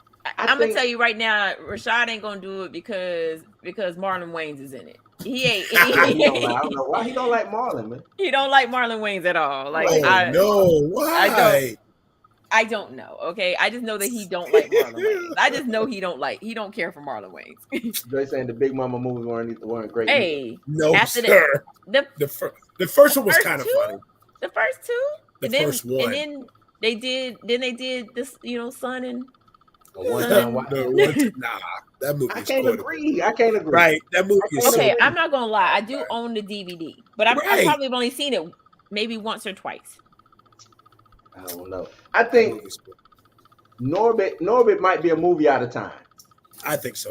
I think it's a movie out of time. I think because Norbit is one of them movies. Norbit should be a TBS TNT movie. It is. It's a It TBS was. movie for sure. They showed it on TBS. All the time. But though we were coming, them showing it on TBS then versus showing it on TBS during the 90s. Oh ain't yeah, going we nowhere would in have. the 90s. Yeah, we would have got all. You getting got all Norbit, you respect. getting all Yeah. Rasputia ass in your face. You get her ass is all up in All the of camera. Even though that scene would have been cut out, but you know what I'm saying? Like, so I think just like you were talking like Harlem Nights, like a lot of these movies, they didn't get to be elevated to the cult classic that it could be or should right. be.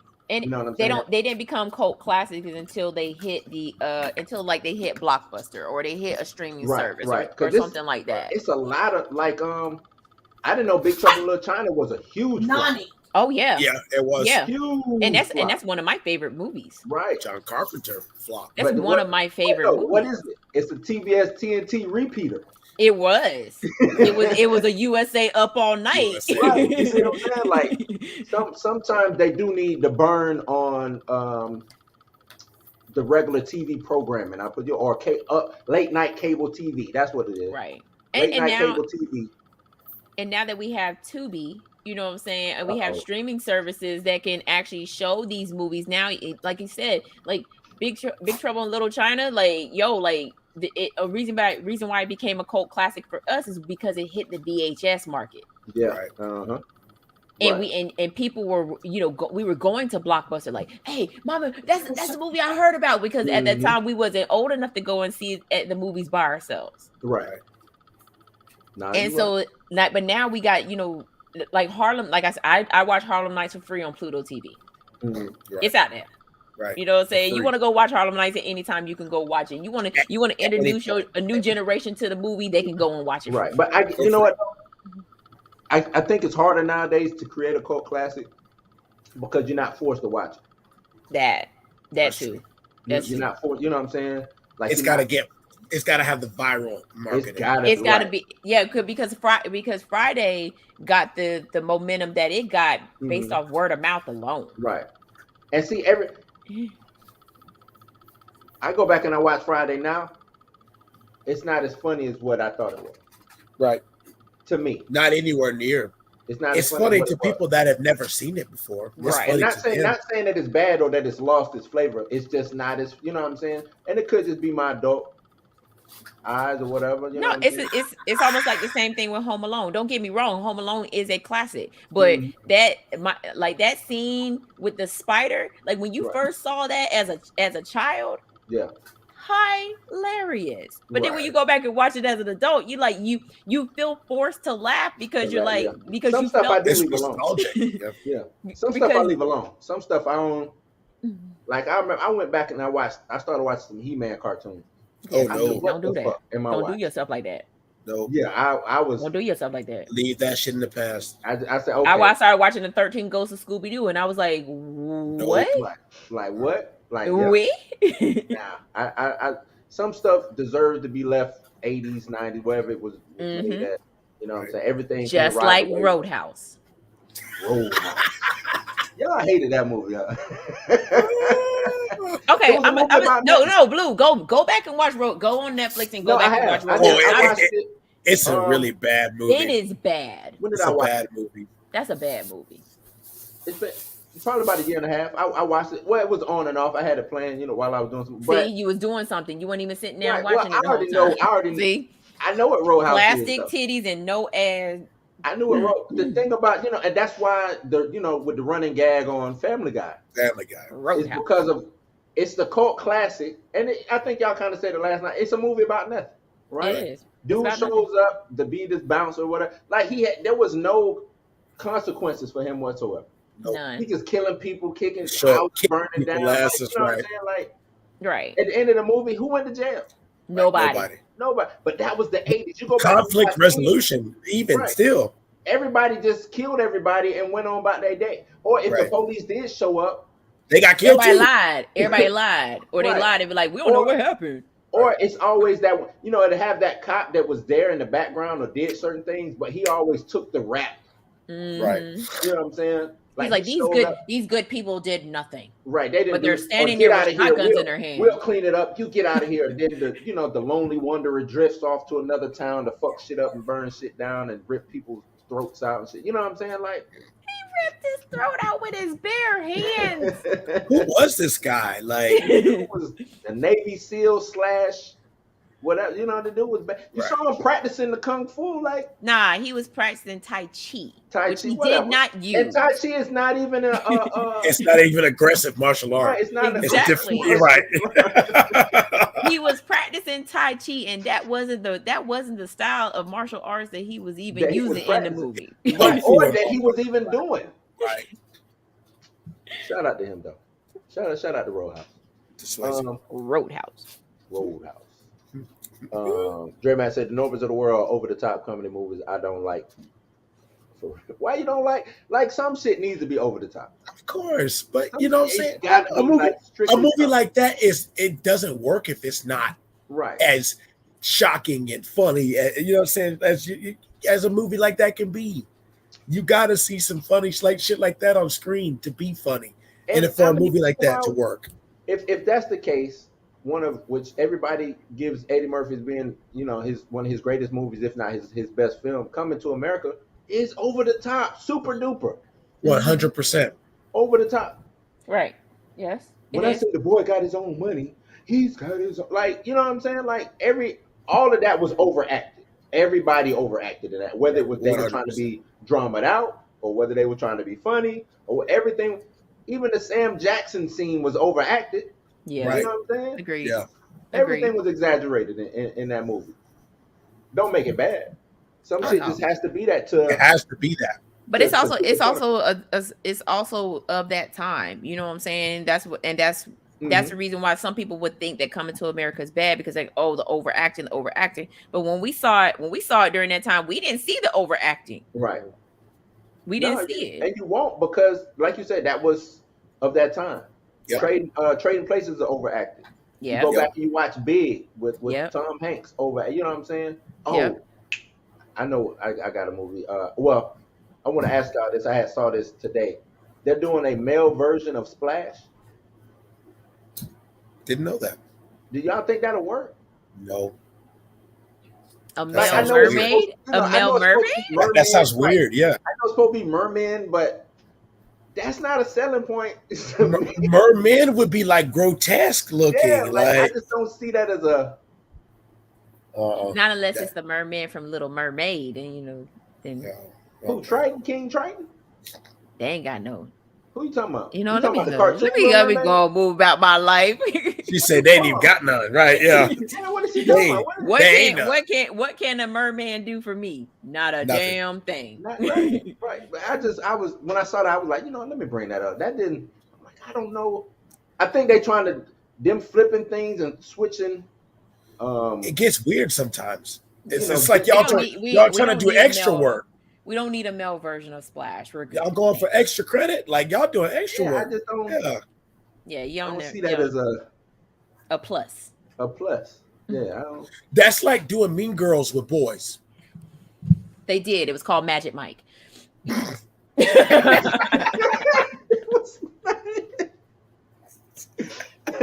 Kobe, I'm with you, Kobe. I don't know what Mickey talking about. She talking about Magic Mike. You wildin', man. J Max says nope. Splash is a Cinemax classic. DT Will says never seen. You never seen Splash? Oh, wow. What Dan? Was it? How old are you, DT? I want to know your age, man. Because I mean, Splash did come and go. They did two of them, right? They did two.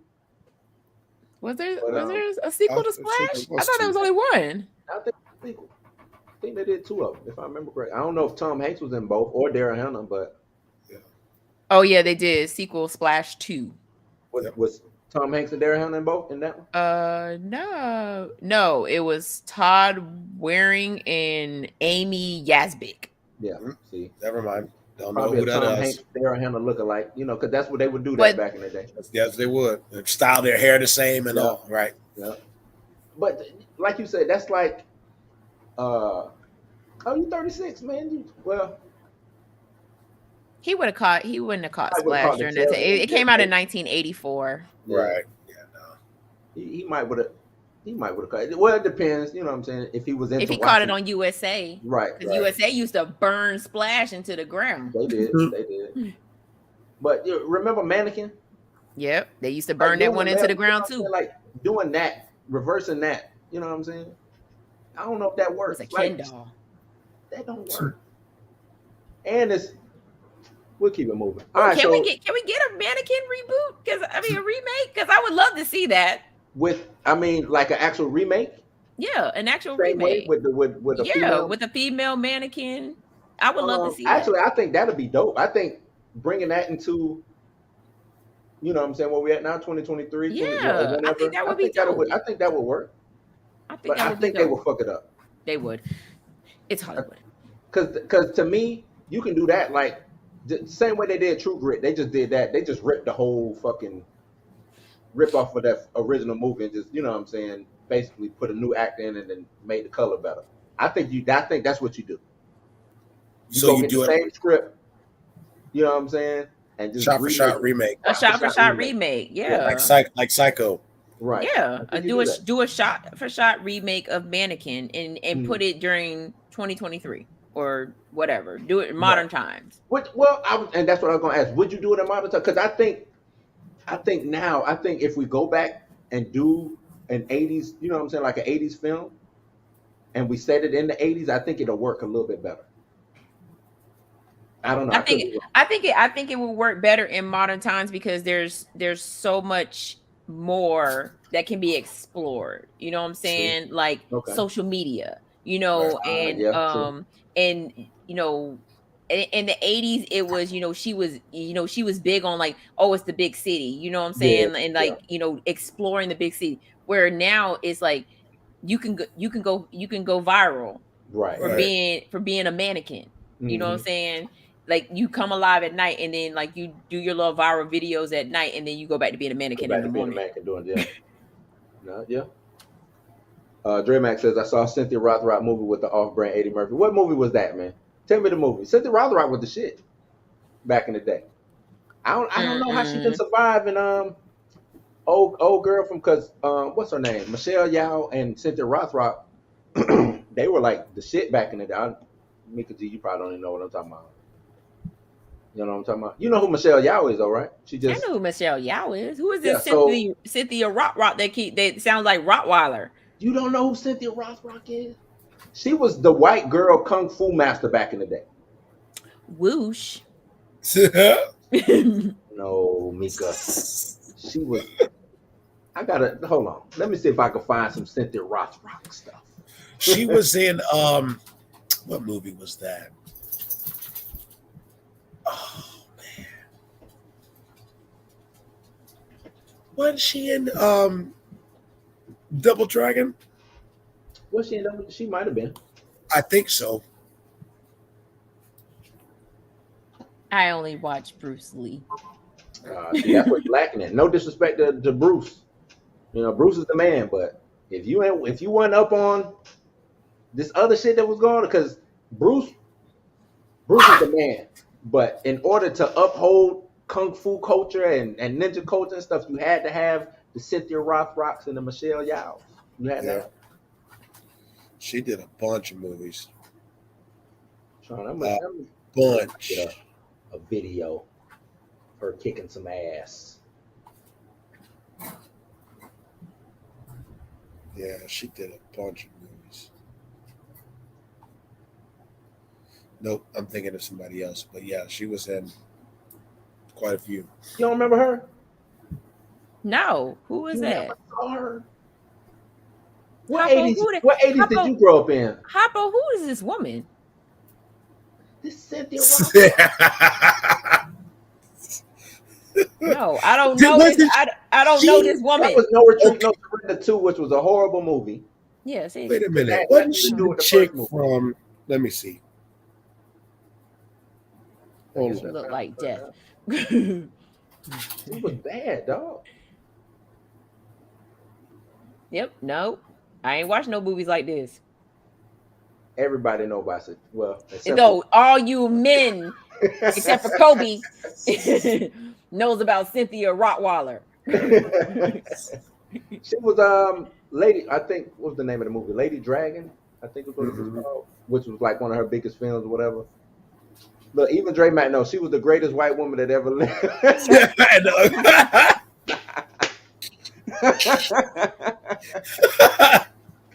Oh man, Dre Mack a fool, man. Right.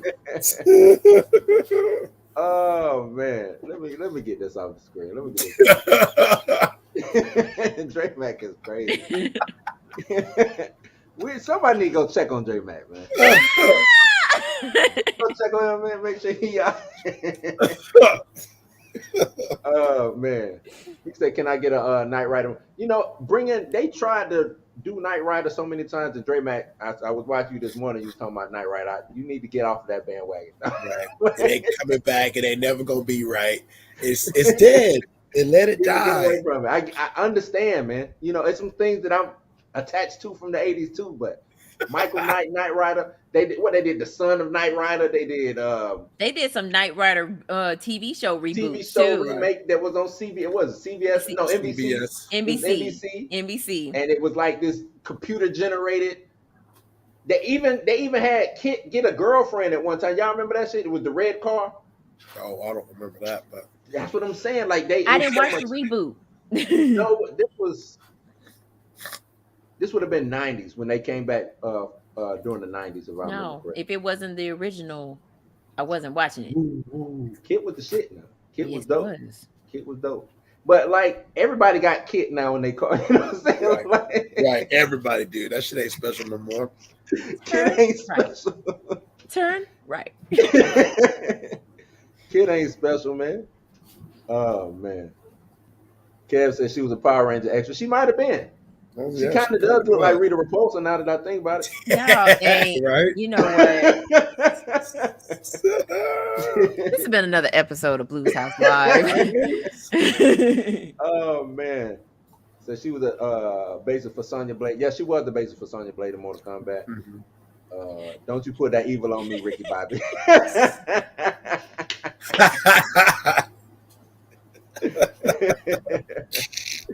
Oh man, I told y'all go check on her, man. We're gonna have to come over to Kansas City and check on you, man. Make sure you good over there. Man. All right, let's keep it moving so we can wrap it up. All right. Aquaman test screening went horrible. Basically. Can I piggyback off of this for a second before you start? Oh, go ahead.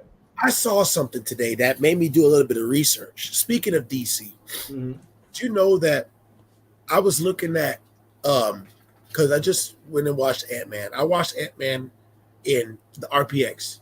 Okay. Theater was packed, right? I'm looking at Shazam tickets. Yeah. Bro, there is nobody buying tickets for this movie. Like nobody. You got to think about it. What's the hype? There's no stakes. Yeah. Why am I going to see it? Goes into this. Why do people care? Like, why do they care? This is supposed to be after Flash, though.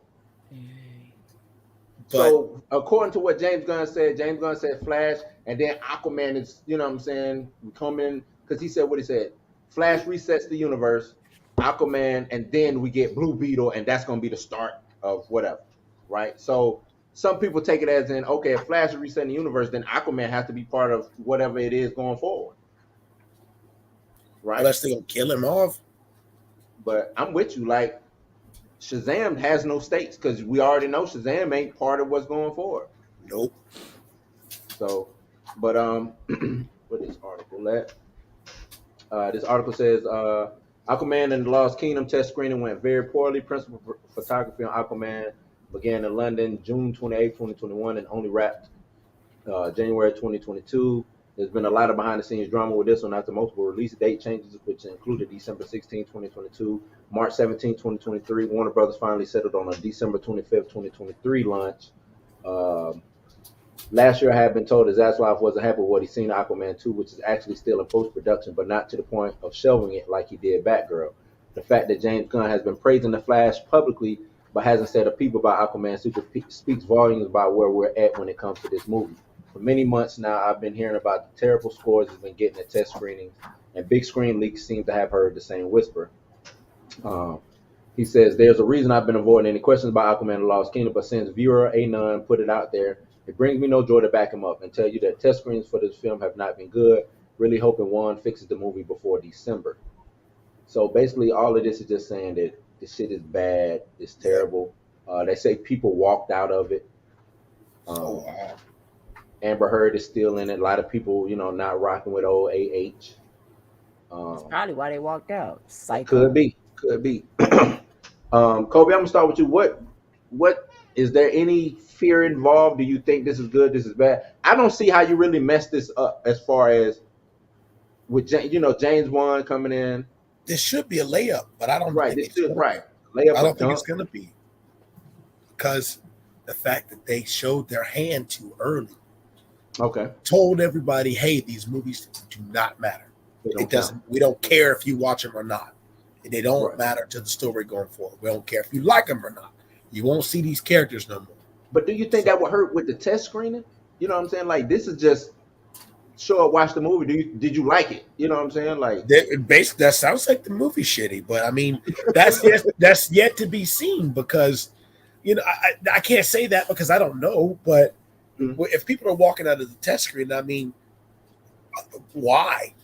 Why is it that bad? Like, is it because of Amber Heard? That's not to be. Nobody knows that yet. So that's why I think it's a little weird. Like you said, it's James Wan, directing again, right? Right. Yeah. So, I mean, the first one made $1 billion. This should be a layup. Right. A layup. This should be a motherfucking Michael Jordan layup. This should be a Shaq dunk. You know what I'm saying? Right. Straight up. Same tone. Yeah. Nothing really changes. Momoa. Yeah, I know. Like, I don't necessarily think the Amber Heard thing. It's that big of a deal. Yeah. Yeah, I don't think it. Well, it shouldn't destroy other. Look at Mika's face. This is what I mean by it shouldn't destroy. Like, if I'm coming in, if you're telling me to come in and watch a test screening, I sit down and I watch it. If the movie is good, the movie's good, regardless of who the actor is. Who's in? I do get people having certain biases because it's Amber Heard or, like Dre Mack just said, Ezra Miller. You know what I'm saying? But if a movie is good, a movie is good. And I say, hey, I enjoyed the movie. Get that bitch Amber Heard out of it. You see what I'm saying? That's easy to say. Hey, I enjoyed the movie. I just didn't like that Amber Heard was in it. Or, The Flash is dope, but Ezra Miller's in it. And we're not seeing. Well, according to reports, it's been test screenings for The Flash. Nobody's walked out of that with Ezra Miller. You see what I'm saying? So I kind of agree with Kobe. Like, is this movie just shitty like that? And it shouldn't be. Right. It shouldn't be shitty. It's you coming back to do a sequel of your movie that made $1 billion, that was not bad. It was kind of a straightforward movie. You know what I'm saying? I don't see how you messed this up. Nope. I don't see it either, unless it's just that bad. Unless they've tried to add all kinds of story elements to it that don't make any sense to try to make it an Antman movie. Like I said, to try to use it to push the plot forward of the overarching movie. You know what I'm saying? Overarching story. And I hope that's not the case. Right. What you got, Mika? I do have. Dang well. My guess is they killed Jason Momoa's character off. Do you think they walked out because of that? Yep. That's because, think about it. This is his little swan song to Aquaman. This is your last time he's playing Aquaman. You know what I'm saying? We already know that he's going to be doing something different. So I say, why not? Why not kill him off and then recast the character? This is what I hate about the multiverse, man, and trying to take different universes, smash them together. It's lazy and it hurts the films going forward. Yep. It hurts everything. In Marvel, there's no stakes because if Iron Man dies, I could bring him back from this world, put him in. You know what I'm saying? Like even though they ain't brought T'Challa back, if they wanted to bring him back, hey, it's real easy to bring him back. He was a Skrull, or we go snatch him out of the multiverse. Or, you know what I'm saying? Like the multiverse creates a place where there's no stakes in. So now we kill Aquaman off just so Jason Momoa could go and play Lobo. Right. Like we know he wants to, and they know they probably not going to let him. Yeah. Who the fuck? Who? I don't even see how you can write a Lobo story anytime soon. Story? What's Lobo? Are we going to show up to fight the Justice League, and they ain't even on Justice League yet? Right. Yeah. What is it? What Lobo's coming to do what? Right. He's showing up to get Superman? Oh, the last Kryptonian. It's a bounty on your head. Like, what is Lobo doing?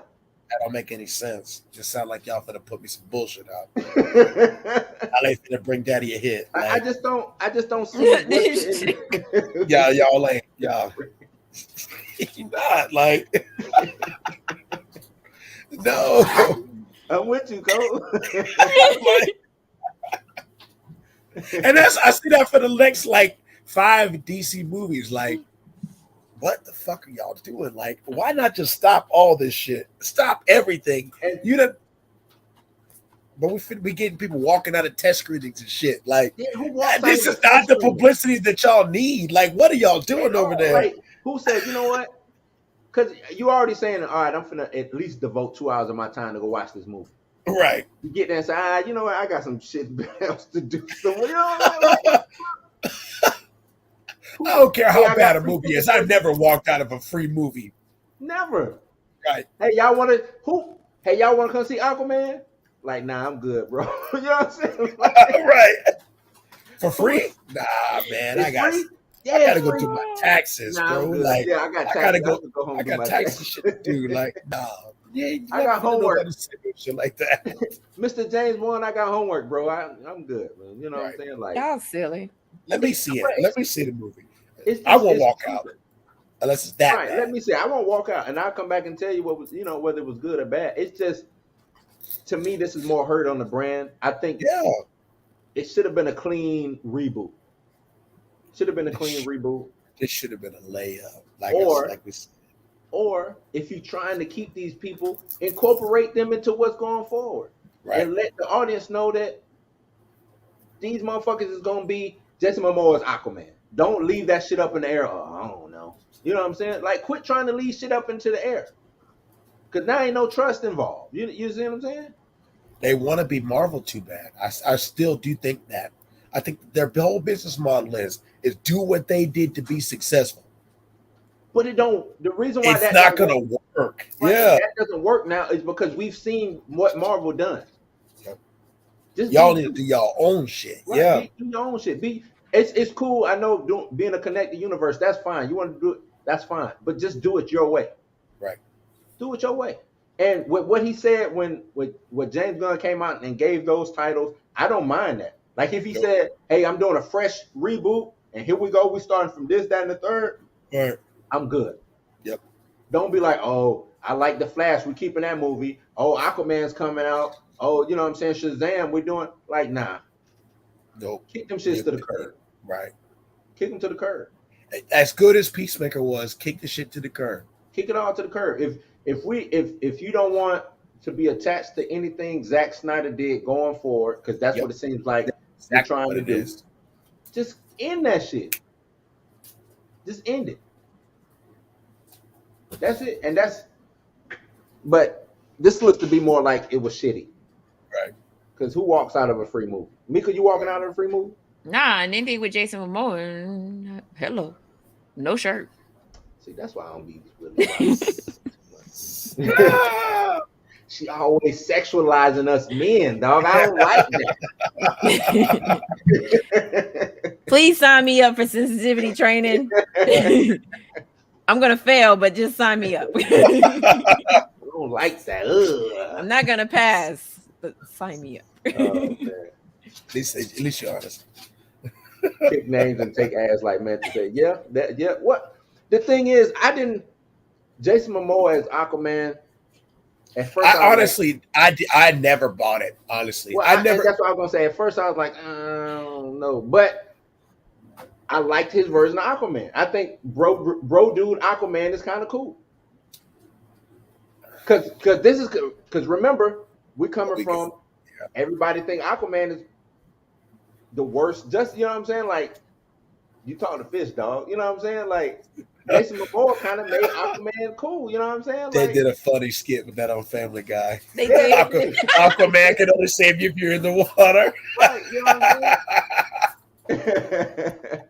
But I bet you wouldn't do that if you were over here. But see, that was it. Aquaman is always the butt of the jokes. You see what I'm saying? So I thought them adding Jason Momoa and you know what I'm saying, the way that they wrote this this Aquaman, this Arthur Curry, I thought it was actually pretty cool, pretty dope. So what do you do going forward? Okay, so now Jason Momoa is an Aquaman. Are you gonna go back and get your blonde hair, blue-eyed or green-eyed Aquaman, white dude to be Aquaman? Is that what we're getting now going forward? Is he gonna be the lame Aquaman that we get from I hope not. Super Friends and shit like that? I hope You know what I'm not. saying? Doo-doo-doo-doo-doo. Him talking to Nah, the fish. son. You know what I'm saying? Are we getting that? Can we get this? Let me tell you something, Mika. Let me tell you honestly where I see this going. Can we get Tattoos and all? Because I see them taking these movies very literally going forward. Very, very, very literally. I really do see us getting the conventional Aquaman. Okay. Yeah, but I see it. We don't want him. I see it being the James Gunn version of that, which is this Aquaman is probably like he probably looks like a square, but he ain't. He probably is an asshole. You know what I'm saying? Probably which obnoxious. Is what he is. Like the original Aquaman is an asshole. Yep. He's an asshole. He's actually super as far as comic version, he's super strong. He's you know what I'm saying? Everything like he's a formidable dude. Yeah. You know what I'm saying? He can go toe to toe with Superman, but not necessarily. I don't think he'll beat. You know, he wouldn't win. He wouldn't beat Superman, but he's of that. He could throw a fucking ship. You know what I'm saying? Like, dude is strong.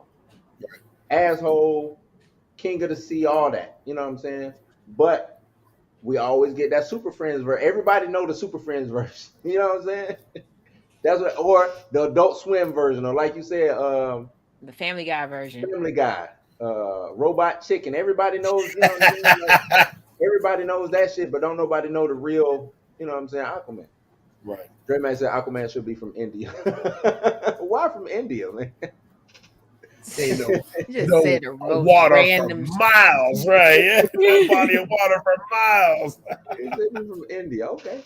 An Indian Aquaman. I'm with that. But yeah, that's bad. It's bad publicity, and it's not because all publicity ain't good publicity. I know they like to say that, but that's a damn lie. Right. That's a damn lie. This is bad. This is not a good make sign. your shit trend down, right? As much as we rag on Marvel, Antman and the Wasp is gonna make money, right? Black Panther: Wakanda Forever made money. You know what I'm saying? The quality might be going down, but they've already solidified their spot as giving what they give, right? As far as the Marvel brand goes. DC, y'all have not solidified shit, and this is not the way to do it. You know what I'm saying? Like having people walk out is bad. That shit is horrible. That shit is, I don't get it. But yeah, I thought this was interesting, especially with it floating around. And you know what? And this, I might be wrong on this. Do you think that it's a conspiracy theory against DC because they just can't get shit right? Like, tell me how they can't get nothing right. Is there a curse? Do the media just don't like DC? You know what I'm saying? Like Black Adam. Yeah, that's supposed to be a layup too. Black Adam should at least got to 600, 700 million. Right. Did DC sabotage themselves? Like, did Warner Brothers say, nah, fuck that. We ain't even going to let this. You know what I'm saying? Because think of The Rock's been pushing this for 12 years now. Yep. How did that end up how it ended up? I just don't get that. Marvel would never, right? Facts. Marvel would never do that. So to hear stuff like this, it's like and even if Rock did go in and try to do a coup on the, you know what I'm saying, the company or whatever, and try to take over the way he tried to take over, nobody was in power at the time. So shit, if I'm Rock and I'm the biggest star in Hollywood, I'm gonna come over and swing my dick too. You know what I mean? So, right. But I think they gave up on it. I think they gave up on Black Adam, gave up on The Rock, and they just said, all right, do you. If you think you can do it without us, do you. You know what I'm saying? But I think they cursed, man. That's what I really think they cursed. Dream might say Black Adam came out 12 years too late. Yeah. And you did get that feel of it too. The movie was a decent movie.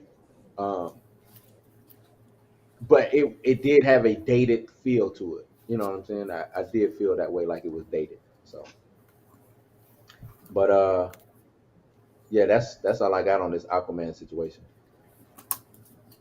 No, you don't want to add nothing, Mika? I see you over there, like. waiting to jump in like double Dutch around the joint. No. No. Oh. It's the last time we gonna see him shirtless. I'm mad about it, but it's okay. Oh man, I have my memories. you got your memories. Just gonna go watch Justice League again. You got the Blu-ray. All right. Let's backtrack for a second. I know. I think Kobe wanted to talk about Aquaman real quick. What you got for us, Kobe? Not Aquaman, Antman. I mean, yeah, you know. I just wanted to say that Marvel, I'm tired of being right. I'm serious. Like, I'm so tired of being able to predict how y'all are gonna do these movies and what y'all are gonna do. I'm tired of it. It's not even fun no more. To go to the movies to see this movie and it be exactly what I knew it was gonna be the entire time. It was nothing but pushing the plot forward, going into the next movie or the next 5 movies or whatever.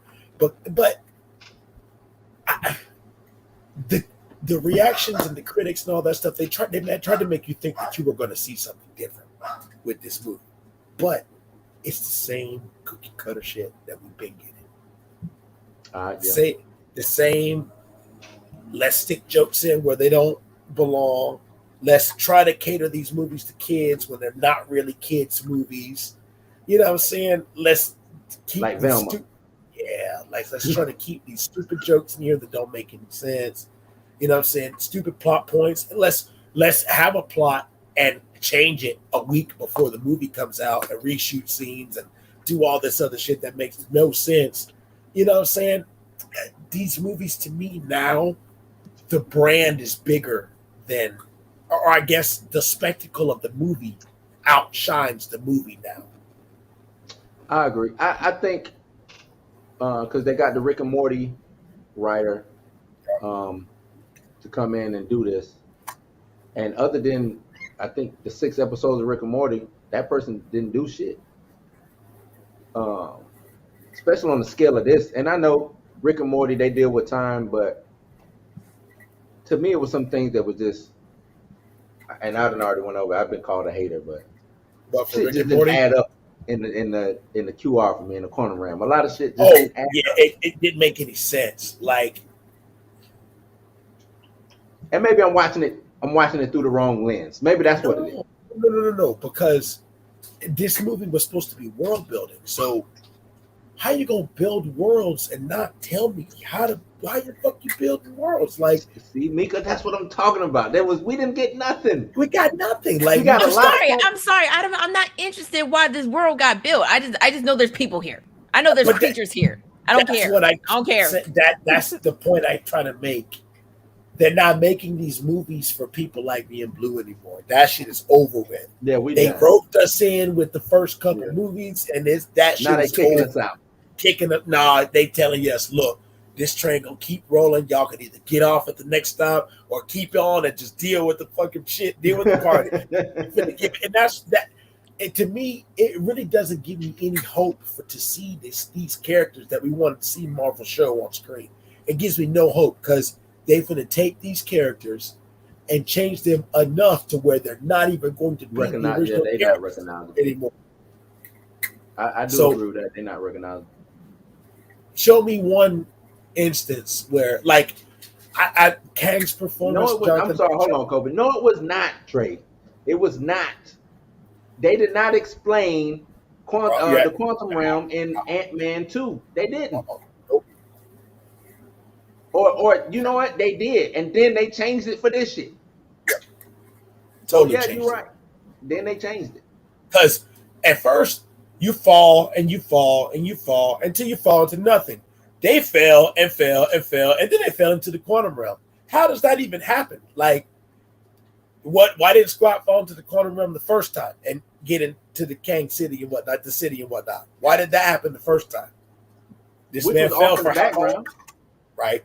You saw it. So he should have been. Think about the end of Antman and the Wasp. Right. He should have been. He was stuck for 5 years. He should have been in there. Why Kang ain't making an appearance then? Like I said, these plot holes and all this other stuff. whoever they get to write these movies, do not go and watch the other movies. You can tell they don't go and watch them. They don't care. They're just paid to write a movie. Like I said, yes, these. make the video. Yeah. Do that. I mean, and I could be wrong, but I doubt I'm wrong. About what?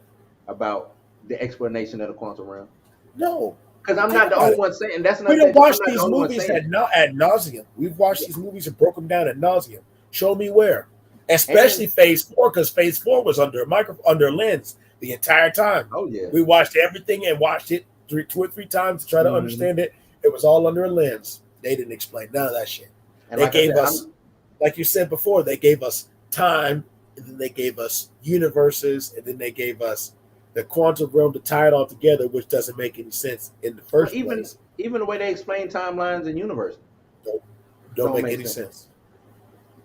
They went back and retconned. It's like they painted themselves into a corner, and then they say, let's use the multiverse to fix this mistake. You know what I'm saying? Like, that's why I call it lazy.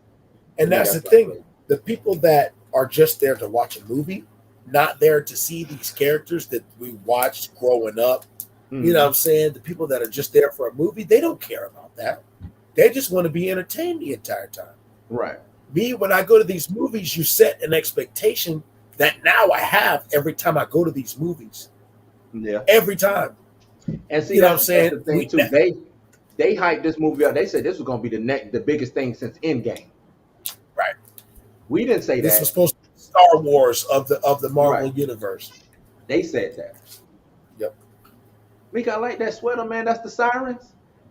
The Muses? Yeah, the Sirens. The Muses. The Muses. Hercules. The Muses. The Muses, whatever. The Sirens. The Muses. They all sing. They're not the Sirens. Sirens are sing. They all sing. They're not sirens though. Sirens are mermaids. Sirens are not necessarily. Not necessarily. What you mean not necessarily? Because I've seen some sirens that ain't mermaids. Where? There's sirens in different folklore. Yeah. There's Japanese sirens. They're called I know the sirens in the Iliad was mermaids. Were mermaids. So that would be during this time. Okay. They're not sirens, they're muses. Either you proving my point or you're not. They're muses. Muses are different.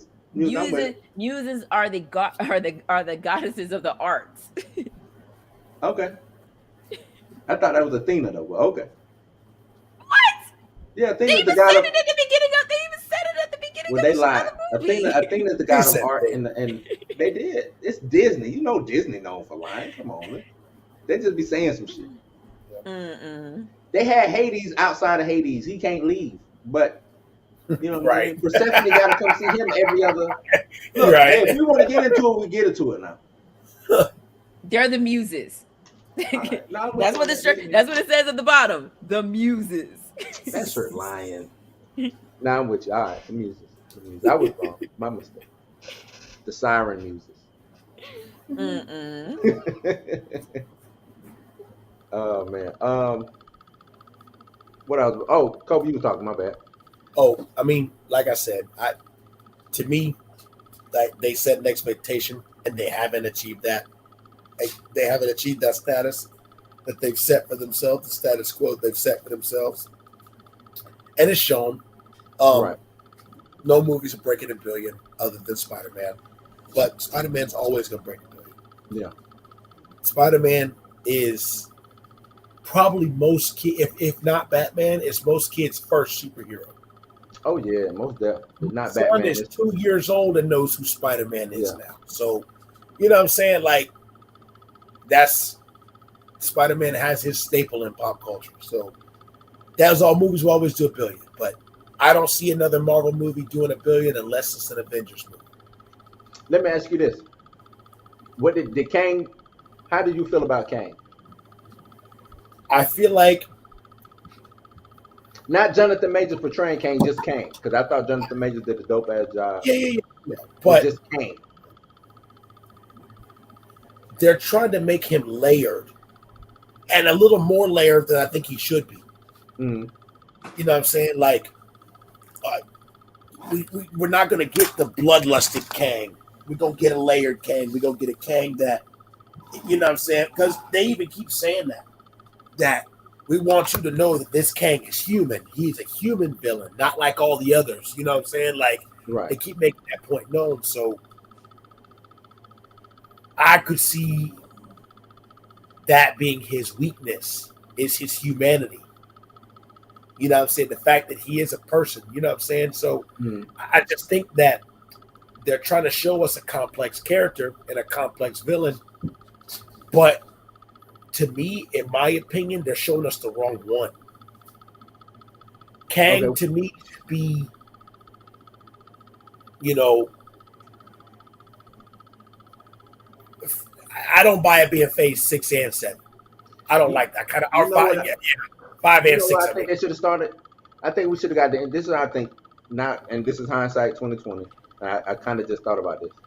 We should have gotten our lad. We should have had the Young Avengers assemble first. Right.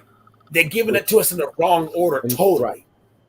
We should have got Iron Lad, and he not telling what's going on, and then they have to go up against Kang, and Iron Lad come. You know what I'm saying? Say, hey, I'm Kang. I came back to stop myself.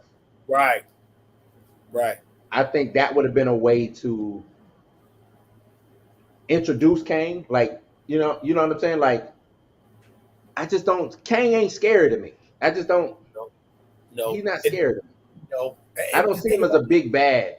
No, that's right. I see him as Loki 2.0. Right. Yeah, they wrote him like they wrote Loki. Loki 2.0. Right. They wrote him just like they wrote Loki in the Avengers movie. He was, because think about Loki in the Avengers, think about Loki and Thor 1.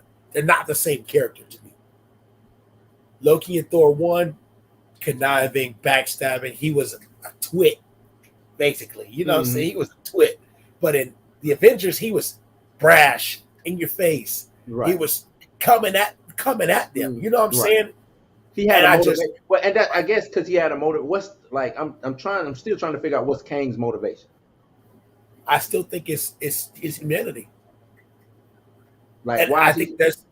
I think his motivation. I still think trying to conquer shit. I think it's still. I think it has something to do with Ravonna. I honestly do. That's why they introduced her character. I would have liked to see that though. We will see it. We will see it. It's like like that end credit scene with, you know what I'm saying, with all the Kangs, the council and all that. To me that shit was frustrating because that was an afterthought. Yeah, I think it was an afterthought. I think they shoehorned that in. Look at the CGI. Look at the costumes. I told you that CGI was bad. I told you it didn't look right. That post-credit scene was, we need something to make sure people talk about this movie. Right. And they probably shot that shit 5 or 6 weeks ago. And threw it in there. The Loki one, yeah, that one, it looks polished. It looks good. Yeah, you're right. That one do look good. But this one, if you look at it, it had really weird tones in it. You know what I'm saying? The color grade was bad. It was wrong. You know what I'm saying? And even when you look at some of these Kang variants, they look like shit CGI wise. But that's because this was an afterthought.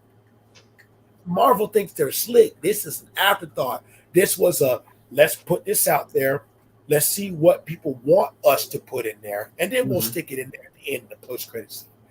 This is the nod to. Not to say I do believe that though. They be ear to the streets. Yep. Their ear to the streets, like I said, is these insiders that we keep hearing about. Like I said, Daniel RPK, I feel like it's an offshoot of a Kevin Feige or somebody. They got to get their information from somebody. But yeah, Mika says she like him shirtless. I do. I'm with you, man. That's marketing. 100%. And it's smart. If I can go film some fanfare in 5 minutes and put it in as an end credits thing, that is smart. Yep. That is smart. Think about it. They got John Majors for what? 6 years now? Oh, he did. And like anytime they call, he got to show up. Yeah. Bruh, like this man can be on vacation. Carry the MCU. Yeah, he got to. He got to. If you think he's swole now, Mika, the way he finna carry this MCU, oh man. I bet he's getting paid a pretty penny too. Oh yeah, no, he probably got a Robert Downey contract. He got not gonna lie, because they got him for what, 6 movies, 7 movies? Yeah, they got him for a lot. I don't know. I know because TV shows, movies, like they got him for a lot. They got him for a while, 6 years at least. Because shit, when the Kang Dynasty don't even. It's a lot of things that happened before Kang Dynasty even show up. 6 movies at least. So yeah, because them showing us Scarlet Centurion, we know he finna fight the Fantastic Four or Ramatud or whatever. We know that we finna see that. That's like I said. That's for us. That's for the comic fans. That's what they know we want to see. So that's why they stick that shit in there to keep us coming back. They sneak us every time. Every man. time. It's the post-credit scene every time. But and I agree with this take too. A lot of people are saying that if the only reason I'm showing up or only reason why I'm praising this movie is due to the post-credit scenes, then it's not a good film.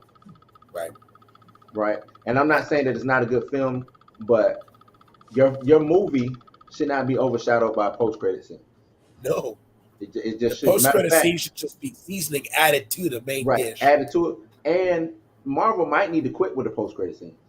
Right.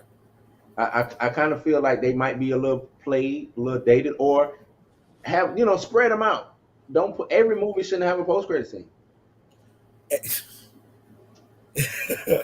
It's like the next time in the comic books. That's exactly what it is. Yeah, it is, but I don't think everyone should need it. It's not. No, it doesn't. You're right. They don't need that every time. I just don't think everyone should need that. I just let it end. Let it end, cliffhanger. You know what I'm saying? Or have all that written into the movie. Let the credits roll. Let people sit down. Let Captain America come out and say, "Oh, you still here?" And that's it. You know what I'm saying? Like, because he did that on one movie. I can't remember what movie that was, but he did that on that. Was Age of Ultron. Age of Ultron. You know what I'm saying? I think so. Do it like that. J Matt says the comic book movie. What are they supposed? It's a lot. Come on, look, Drake. The thing, Kevin Feige. See, we keep saying it's a comic book movie. To them, it's not. It's a movie that they pull from. It's a drama.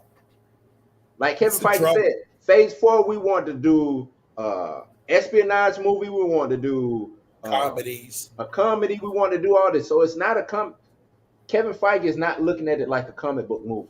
That's the subgenre. The main genre is drama or action or any of that. He's not. If you go back and you listen to Kevin Feige, he's not looking at these movies like they comic book movies. He's looking at them like these is films. They should be able to stand with your Godfathers, your what's another top rated film of all time. Like he's looking at it like that. Like I'm trying to make those type of movies. Right.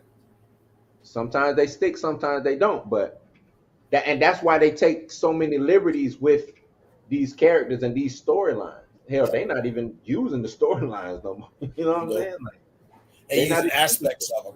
They use a name and only name and So yes, we know it's coming from the comics, but I think they're not comic book movies no more. They're not. They're just films. Yep, and they just using characters out of the comic book. Like they're not comic book movies no more. But that's my 2 cents, man. Like I said, I enjoyed certain aspects of the movie. Mm-hmm. I personally thought that the chance they took with MODOK was a good chance.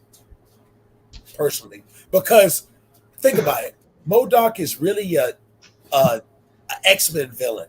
I don't want to see X-Men fight MODOK. I honestly don't want to see that. I don't want to see. I don't think MODOK. They took a chance. That's what I'm saying. They took a chance, and I'm glad that they did. It didn't work. I'm glad it didn't work. Some things can't be conveyed on screen, or they took it. I'm with you. They took a chance. Good chance. They did it a horrible way, though. I think if they were gonna take a chance on MODOK, I think they should have did them the right way. I think they should have used originally how MODOK came about and you know what I'm saying, did it that way. Yeah. I think they should have just if they wanted Darren Cross to be in the movie I think they should have just let him be Yellow Jacket. You know what I'm saying? Like he could have been villain number 2, which is what they try to make MODOK be. But like I'm damaged. What Transformers movie was that? The one where Megatron was all fucked up. He had the hoodie on and shit like that. He was Age of Extinction. Like Yellow Jacket like that. You know what I'm saying? Like he's not part of the what's going on with Kang, but now that he see the Ant-Man that showed up, I'm finna fuck Ant-Man up. You know what I'm saying? Like I got to get revenge some kind of way. You know what I mean? But he didn't need to be. To me, he didn't need to be MODOK. But they took the chance. I think it failed. Some people liked it. Some people didn't. I get the comedic aspect of it. I understand. But the thing is, I don't even know if that was on purpose. Like Mika said she laughed every time. Right? I did. I laughed every time too, honestly. But I don't. But was it supposed to be? Was that supposed to be comedy?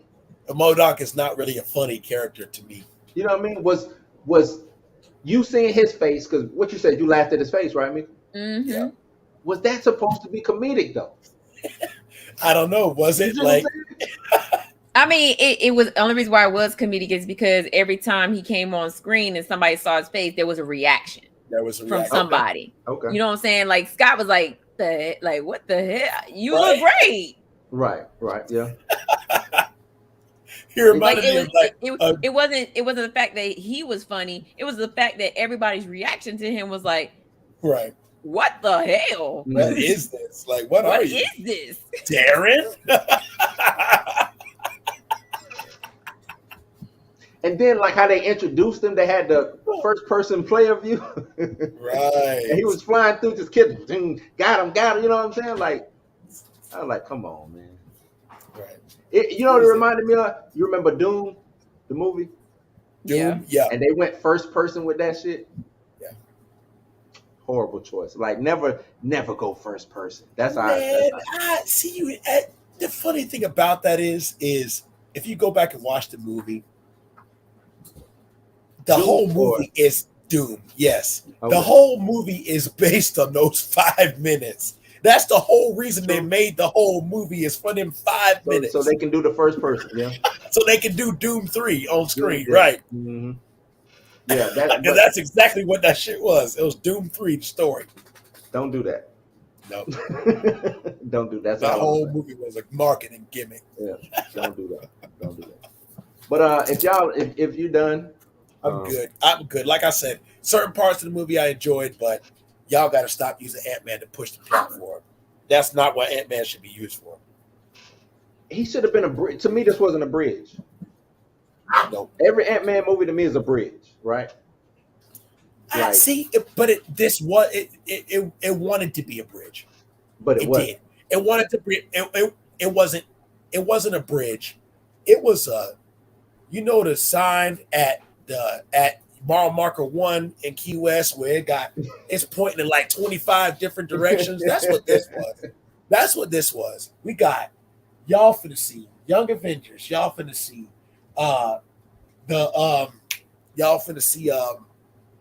Midnight Suns. Y'all finna see Secret of It.